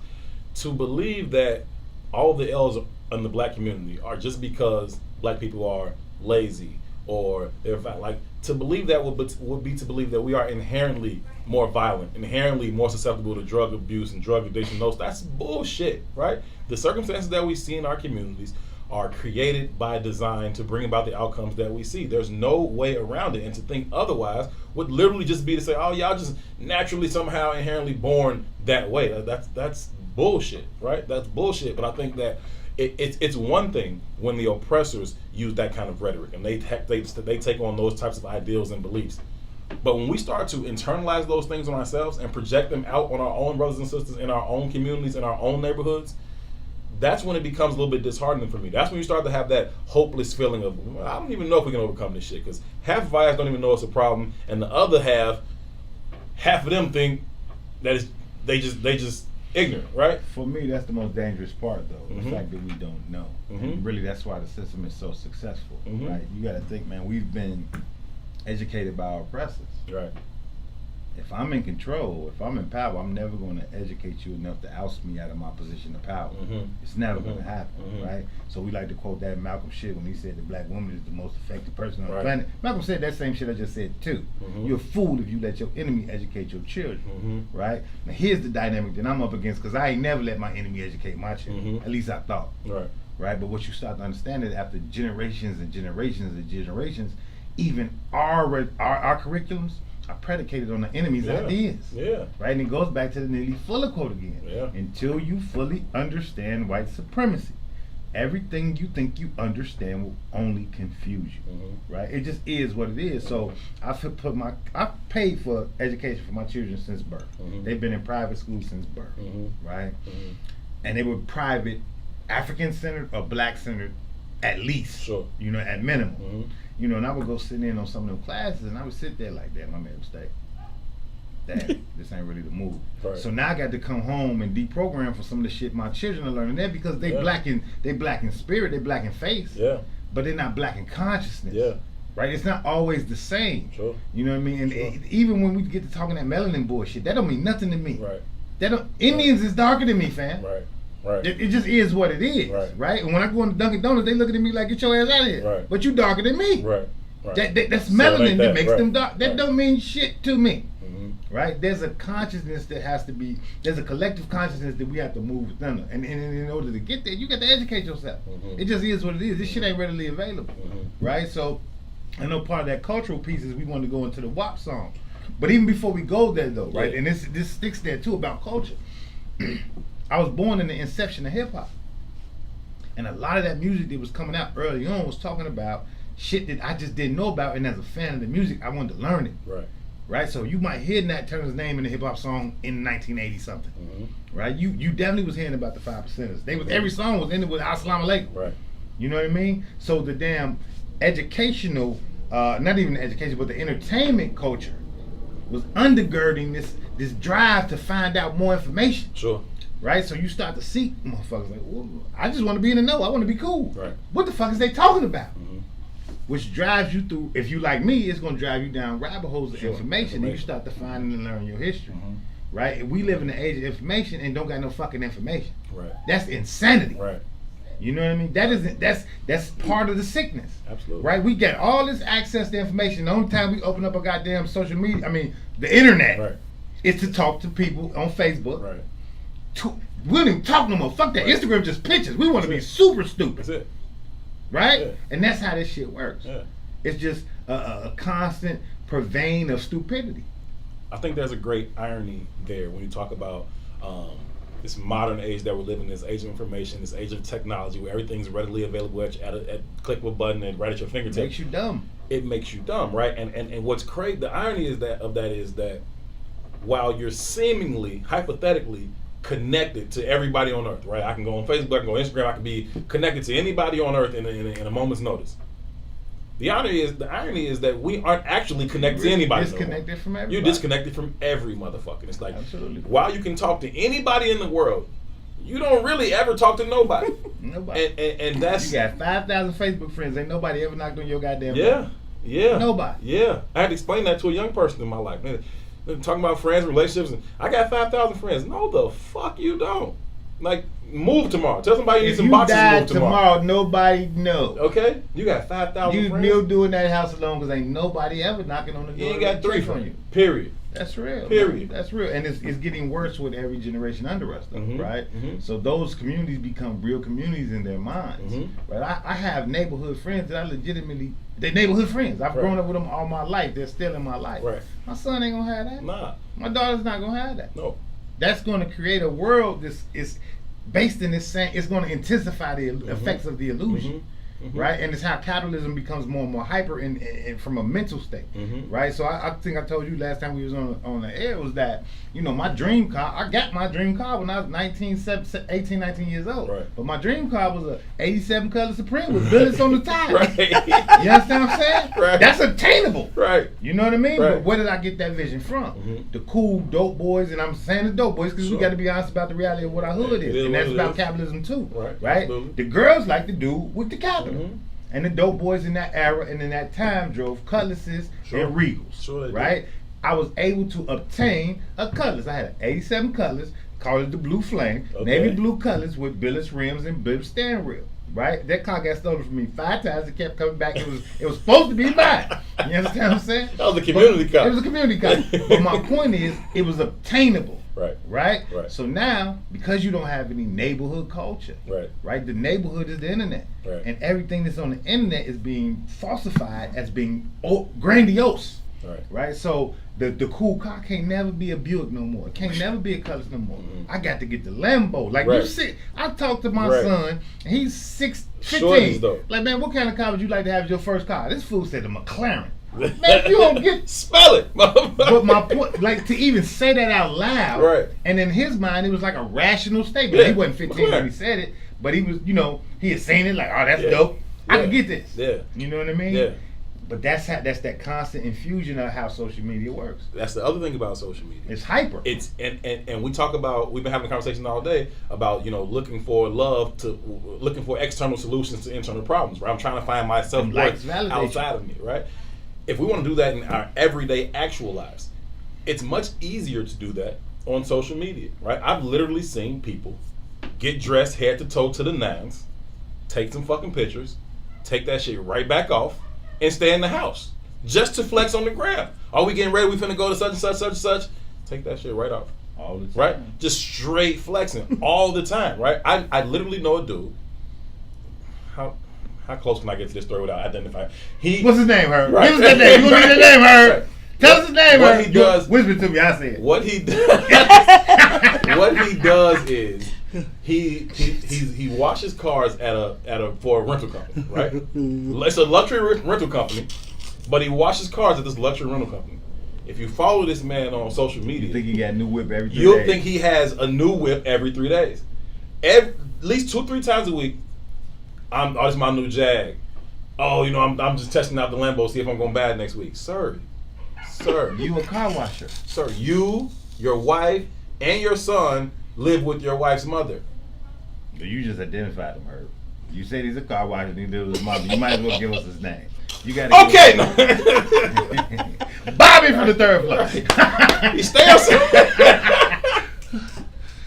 But you know what I'm saying? My point is, it's so much easier if you want to find that sort of validation. It's easy to do that on Instagram. It don't even have to be real, right? I can walk down the street, see a nice car. You know what? When we leave out of here, I'm flexing in front of May's whip. Post up, take pictures, I'm posting up on May's car. I'm taking pictures. Y'all check my Instagram in about 30 minutes. See what I'm pushing today. You pop. That's all it takes. That's all it takes.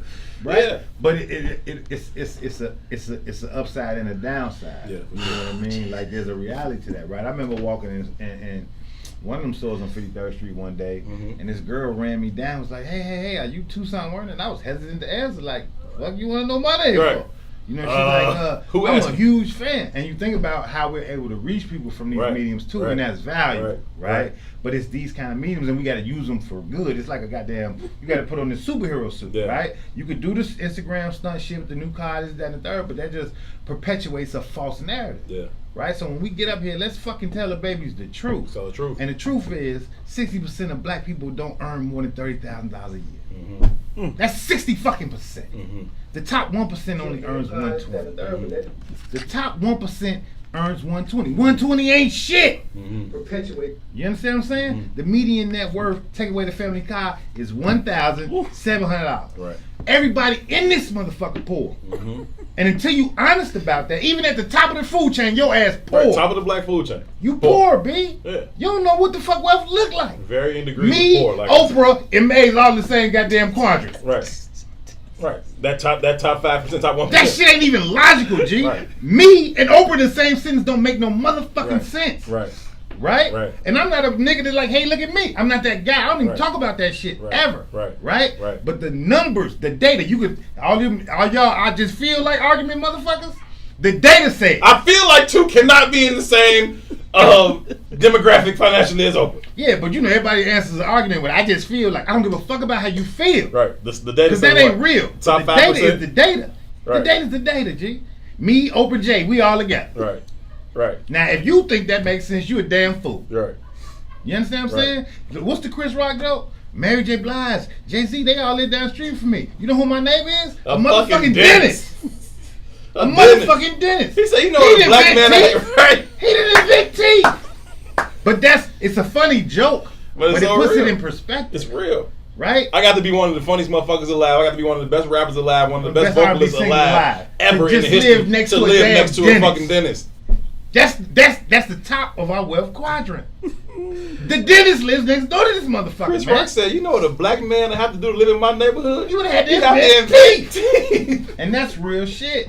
Right? So even all of the flexing and hyper shit that we do, that's real. If you know the data, you know it's fake. Varying degrees of poor, man. You know it's fake. But see, kids and children, when you start thinking about imaging and messaging, I ain't even gonna say kids and children no more, because that's a falsehood. Not y'all. Y'all not poor. Y'all keep sending those pennies. We appreciate y'all. Y'all balling. Everybody. We poor though. But everybody responds to imaging and messaging. Everybody.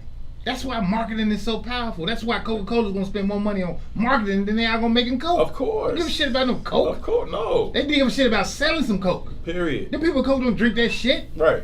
Right? Right. So marketing is more important because they know that imaging and messaging dictates behavior. So what does social media do? It dictates behavior. Of course. Right? And what do big brands do? Mm-hmm. They buy into personalities and energies and keep selling you more and more shit. Mm-hmm. Right? To keep you in this quicksand kind of lifestyle where you're never inherently happy, you never inherently build shit. Right. Right? Right. And you're just in this perpetual hamster wheel of slavery. Mm-hmm. Tell the truth, shame the devil. Of slavery. Your ass is a slave to an idea. You ain't even a slave to a person. You're a slave to a fucking idea. Big facts. That's clown shit, man. Yeah. That's clown shit. Yeah. So listen, I want to talk about how that kind of plays out in modern day pop culture, the music that we listen to, the clothes that we wear, those types of things. We see these types of ideals play out across the spectrum in our society. Got one more break. When we come back, going to get into that conversation. We'll put a bow on the show. This is I Said What I Said, Herb Howard, Tucson Warner. We'll be right back after this. Yo, Esco, I'm coming right back. We're going to go right back. No, I'm just saying we can go right back. I just wanted to pause. You can't hear me? Can you hear me now? You got me now? She can only hear one thing at a time. She playing music. It's cool. Just count me down. Just bring me back. See, yeah, that's why this nigga couldn't be sitting in my seat when I was there. See how you running shit? See how y'all technical? I'm ready. I just want to come right back. I just wanted to throw that break in there, but I'm ready to come right back. No, hell no. That's why. Hell no, you can't. Fuck no, you can't sit in for me. It was like, hey, we're gonna have Herb Howard sit in. No, fuck you are. I'll be in tomorrow. This brother, like, he running the joint. He sat down and said, yes, I've got this. And we are back live from the What's in It for the Black People Media Studios. This is I Said What I Said. Herb Howard, Toussaint Warner here with you for about another 20 minutes or so. Thank you all so much for choosing to be a part of our very, very first broadcast on What's in It for the Black People Media. Toussaint Warner, Herb Howard. Truly, truly appreciate y'all being here. We'll be here Mondays, Wednesdays, Fridays, 1 p.m. to 3 p.m. live on the Maze Jackson Facebook page. Shout out to everybody over there on the Maze Jackson Facebook page. We greatly appreciate you all tuning in and being a part of this conversation. As always, your input is valued. It is appreciated. We've gone all over the map today. We talked about Lady in Norfolk running over her partner with the car, putting him within an inch of his life, or maybe even killing that man. And how she hit him with the bumper. Don't leave that. The bumper. you and Sonia with the bumper. That's y'all favorite part. She picked up the bumper and hit that man with it while he was already unconscious and laid out. And how, women all over America were applauding it. Get him, girl. Go vehicular homicide. Go vehicular homicide. We talked about that, and we brought the conversation back local. We're talking about the civil unrest, the uprisings, the riots or looting, if you will, that took place downtown in Chicago last night, where people were hitting high-end stores, trying to find things to make themselves feel good about themselves, crimes of opportunity, but also some people literally trying to send some messages loud and clear. Whether they are being received or not remains to be seen. That being said, so we had this conversation about economics and what that looks like, and what the role that capitalism plays in our society, and white supremacy, and how we try and heal our internal wounds with external fixes. I think we see that play out in our music a lot too, right? The things that we value comes out in our music, and specifically talking about hip hop and some of these, I want to say like modern day stuff, but to be honest with you, some of this shit, some of these messages are kind of old in hip hop, but some of the things that come out now, where you have songs like, I think last year one of the biggest songs was "Fuck 'Em Then Get Some Money," right? Like those types of songs come out, and it's like, what message are you sending in the 12-year-old, 13-year-old girl when that's the number one song in the country? And then now we got, what's the song? Is it called WAP? Mm-hmm. I actually haven't heard it yet. What's WAP mean? You know what WAP means? I don't know. Sonia, what it mean? I do.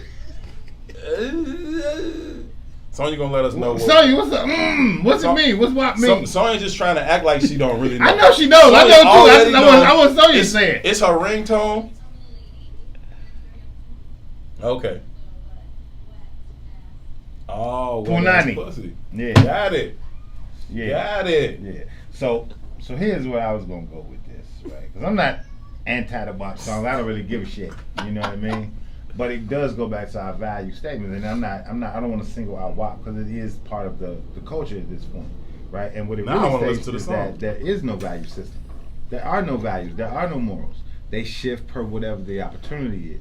There is no standard. Sure. You know what I mean? And we got to be real about that. So when you subjugate your children to that, then you're gonna get something different out of that. You're not. But the problem is that same idea set is predicated in our households in general. There is no morality. Sure. You know what I mean? Sure. Our morality shifts with wherever the opportunity lies. Mm-hmm. So when you see a Cardi or a Megan going after the most raunchy, whatever, and again I'm saying raunchy because it is raunchy. It's not that I'm anti-raunchy. It is raunchy. Right? It's just that we are all, and I don't want to say all because you can't put all or nothing in anything, but America operates on a very low frequency. Sure. Right? Kendrick Lamar, J. Cole, brilliant brothers. You could tell they're brilliant from what they're creating. Right. They don't get on the radio like WAP. Like WAP or anybody of that matter. You know, King Von, they're not on the radio like a King Von. Right. You know what I mean? Right. Because they are appealing to a higher intellect, and when you appeal to a higher intellect, you got to invest in some understanding. And most people don't want to invest in some understanding. Yeah. You know what I mean? So there's not even a different dynamic in age brackets anymore, right? You get in the car, your mama listening to the same shit the 14-year-old listening to, right? We're not growing anymore because we're all stuck on stupid. Yeah. You know what I mean? All on a very low frequency. You know what I mean? Your children who are in grade school probably still listen to the same records and radio that you play. Right. It shouldn't even be the same level of interest. Whatever they're dealing with shouldn't interest you. The hell with the language. Right. The interest should interest you, Right. but you ain't grown the fuck up since 14, and you don't recognize it as such because now you got a hair on your chest, so now you got titties. You different. You're not. You're still 15 in a grown person's frame. Right. You know what I mean? That's part of the problem in how we live all of our lives. It ain't just got to do with music. It's got to do with everything. We got a very immature view of politics. We got a very immature view of capital. We got a very immature of the violence in our communities. Like, we got to be real about this. I think that's also... It's like a stunted growth process. Yeah. I think that's also a product of us not owning our own, media platforms, be it for music or whatever. And that's why, I find it extremely valuable what we're doing over here at What's In It for the Black People Media, because it allows you to control the messages that are being put out. We don't own those record labels, and so those record labels don't really have a vested interest in pushing an agenda that is so pro-black or so positive or so uplifting of black people. Now, if you want to talk about drill music, you want to shoot the block up, or you want to fuck everything in the club, we got plenty of space on the record shelves for that. Put that out right now. Put that out. Play that. But this other stuff, we don't really want to play that, right? And because we don't control those mediums, like we kind of just forced to hear whatever they put out, and then it becomes, and like you reference this a lot. Sometimes you hear a song the first time, like, I hate it, I never want to hear that, don't ever. But by the time they play it 100 times on the radio today, it take 2 weeks, you know every damn word of the song. Yeah, it's how the game works. It's science. It's not about how. Again, the social standard creates the rules of your life. It just does. Very few of us are really operating in a space and place where we're making our own decisions. We're being driven toward decisions. Yeah. Right? That's why media is so goddamn powerful. Yeah. He who controls media controls the minds of the people, and if you control the minds of the people, then you can do whatever the fuck you want. Donald Trump is our president based on that sheer fact. 100%. Right? I can dominate the media without no money. We don't never put that shit into the conversation. Right. He won that election with very minimal money in comparison. Right. Why? Because he could dominate the goddamn media. Yeah. Right? It's like looking at a goddamn car crash. I cannot turn away. I want to see this shit, but I cannot turn away. Yeah.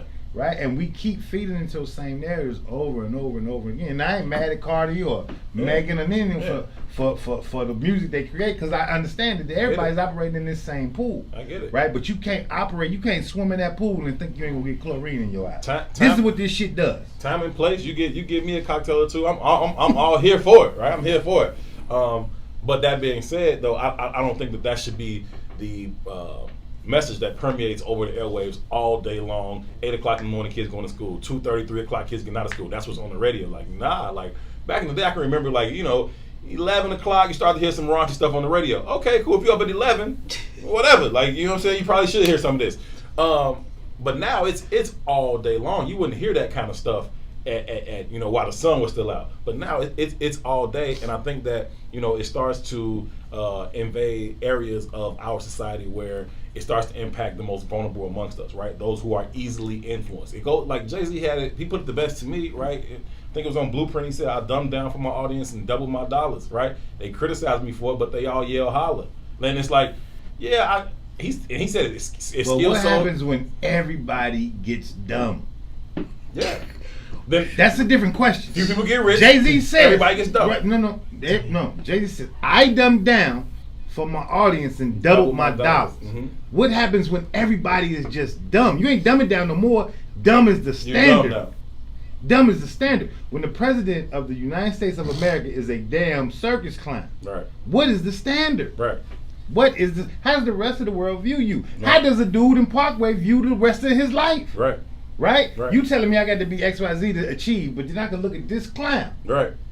Nah, it ain't got to be that. Yeah. 'Cause this clown's the president. And you can control messaging. And then- if you can control messaging, And then dumb becomes the damn standard. yeah. Which is why in any war, any battle, one of the first things they want to do is cut off communication. Cut off their ability to mass communicate with the people. And then it does two things. It stops letting them get their message out, and then now that you're in control of it, you can get your message out. And your propaganda becomes the news of the day, the message of the day. And then ultimately it becomes what the masses believe. Because you're putting it out there every single day, eventually they're going to start to believe that shit. So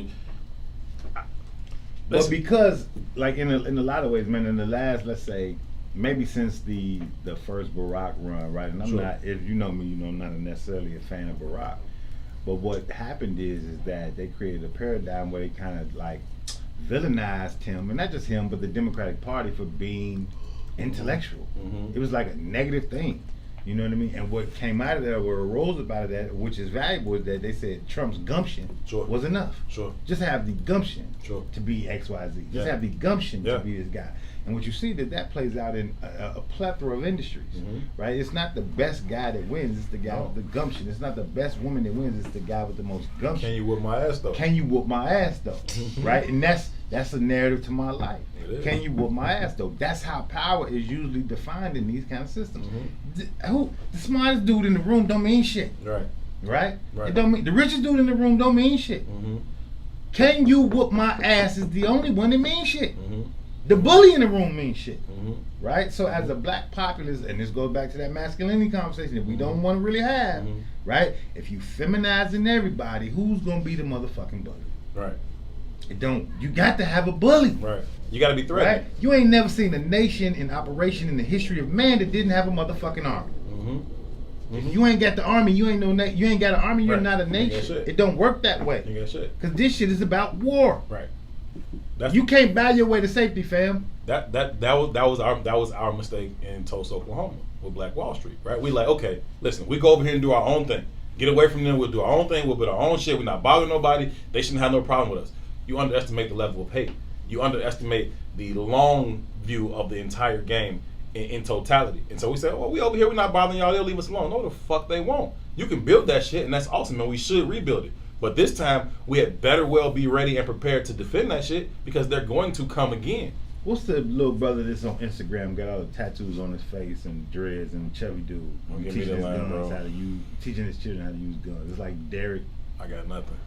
Whatever, but he was like villainized in the beginning. Okay. Because you could see his kids breaking down pistols and they knew all about the guns and they knew how to use them. They could shoot all this, It's commonplace on the other side. It's commonplace on the other side. Right? But the other side recognize this is a fucking war. My kids are going to be able to fight. Girls too. Everybody's going to come to the game with a skill set of survival. Right? Now the only people in our neighborhoods that are purveyors or carry guns like that is who we demonize. Right? That's a very necessary part of any community. The goddamn police is based on that. Them is white people who failed in life. Here's 100,000 job for you to keep the rest of these motherfuckers at bay. Cause you didn't fail in life as a white man as if you're a policeman. Let's keep it a buck. Now that might be some shit for us where we champion like, ooh, you making like changing bread, right? That's life because you in the top 1% now for a black man. But for a white man, you a failure for that. Right. But even when you fail, I'm gonna undergird your ass with this cushy job to be in this middle class thing, and all you got to do is shit on them, keep them at bay. That's how this works. Police is just the first fraction of the government. That's it. First line. That's it. They're the first line of defense.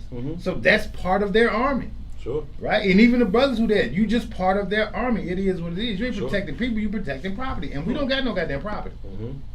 Right. We're not in that game. Right. So what are you in our neighborhoods for? Right. Other than to keep us at bay from entering into a society that they don't never want to send in the first place. Right. We don't have no value to it no more. We don't have no value to it. Right. And as we enter into this fourth industrial revolution, which I'm sure we'll get into in this conversation, sometime later on down the line. Of course. It's over for you. Yeah. So really, you better learn how to use a gun. If not for the fact that you might have to hunt your goddamn food, you definitely gonna have to learn how to protect your family. Yeah. In a way that you never foreseen before. Yeah, and that's why it becomes imperative that we start to develop cooperative communities that understand how to work together, that understand how to protect and provide for each other together in a way that's going to allow this community to be self-sustainable. We have to be ready and willing to be everything that we need. We can't continue to say, oh, y'all treating us bad, y'all treating us bad, y'all treating us bad, while also looking to them as the solution. For them to be the cause and the cure is fucking insanity, right? It doesn't even make sense. For them to wake up one day and say, you know what?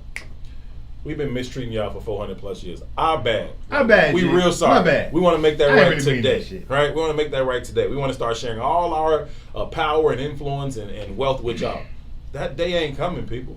That day is not coming. And while we need to fight for reparations and we need to be active in the political process, we need to do so strategically. And not with this blind loyalty bullshit and just throwing ourselves behind the Democratic Party or Republican Party. I'm not making a political declaration here. I'm simply saying that it is absolutely foolish to throw your blind support behind any candidate before you even know what they are. I'm not going to pick which side of an argument I'm on before I know what we're arguing about. Hey, anybody but Trump is the dumbest shit I've ever heard. Stupid.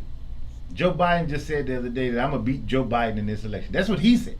Joe Biden is going to beat Joe Biden in this next election. Listen, that man don't have a brain. But that man don't know where he is, fam. But when all that talk was going on, when it was at his height about him going through dementia and those types of things, you saw black people all on social media saying, I don't care if he had a stroke and never ever recovers. I'm still voting for him. It's like damn, like that's what we at with. It's all emotion now, right? We're gonna bypass this actual black and white record that's on paper. Let's get this together though. We've been talking about this most of the day, right? What do dumb people deal in? Emotion, because thought ain't part of the process. One of the things I used to always tell my child, man, you know some of my son's interactions all the time. Like I used to tell him all the time, man, I don't give a shit what you do. You ain't gonna never get in trouble if you can tell me why you did it. Right. Because if you can tell me why you did it, it means you thought about it. Right. But if you can't tell me why you did it, I'm fucking you up. Right. That's it. That's it. Because I can honor you being a complete asshole. I can honor that. Right. I can't honor you being dumb. Right. I can't honor that. Right. Complete asshole. Hey, you still my boy. Dummy, I'm fucking you up, cuz. I just don't rock with that. I get you. You know what I mean? And that's kind of the space and place that we rocking in. We operating from that space and place of non-thought. It's like it's championed. Yeah. Right? Non-thought is championed. Yeah. But it goes back to the societal norms, right? We're moving. Instagram itself is just pictures, right? If you look at text that children send, they've created a whole new language because they can't spell. Yeah. Thank you for calling. You know what I mean? It's insane, man. And we're moving. We slide down a razor blade sliding board. Yeah. It just is what it is. And it's worse now. Like we make this, reference back to slavery, and some people think it sounds crazy when it meets your ear, and I get that part. It sounds crazy when it meets the ear. You say, listen, we had more value as slaves than we do now. As black men, we have more value as slaves than we do now, because at least back then we were an asset, right? You was an asset. As your property, we were an asset. A slave was equivalent to like a $300,000 home, man. They were trying to call. One slave was like the equivalent of a $300,000 home, right? So even though you would beat the slave or whatever you did to control your slaves, that was an investment for you. Yeah. Right? Today, there's no value attached to that life.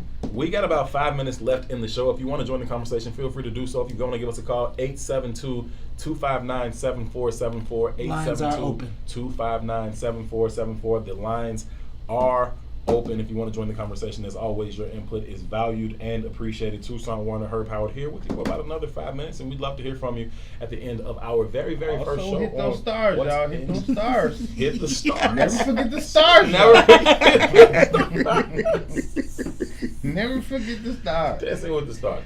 Now, we truly appreciate that this first show has been absolutely phenomenal. We've had a great time. We truly appreciate all of you all for tuning in. Shout out to everybody on the Maze Jackson Facebook page. Again, we'll be here Monday, Wednesday, Friday, 1 to 3 p.m. Herb Howard, Tucson Warner. I said what I said too. We were all over the place today, man.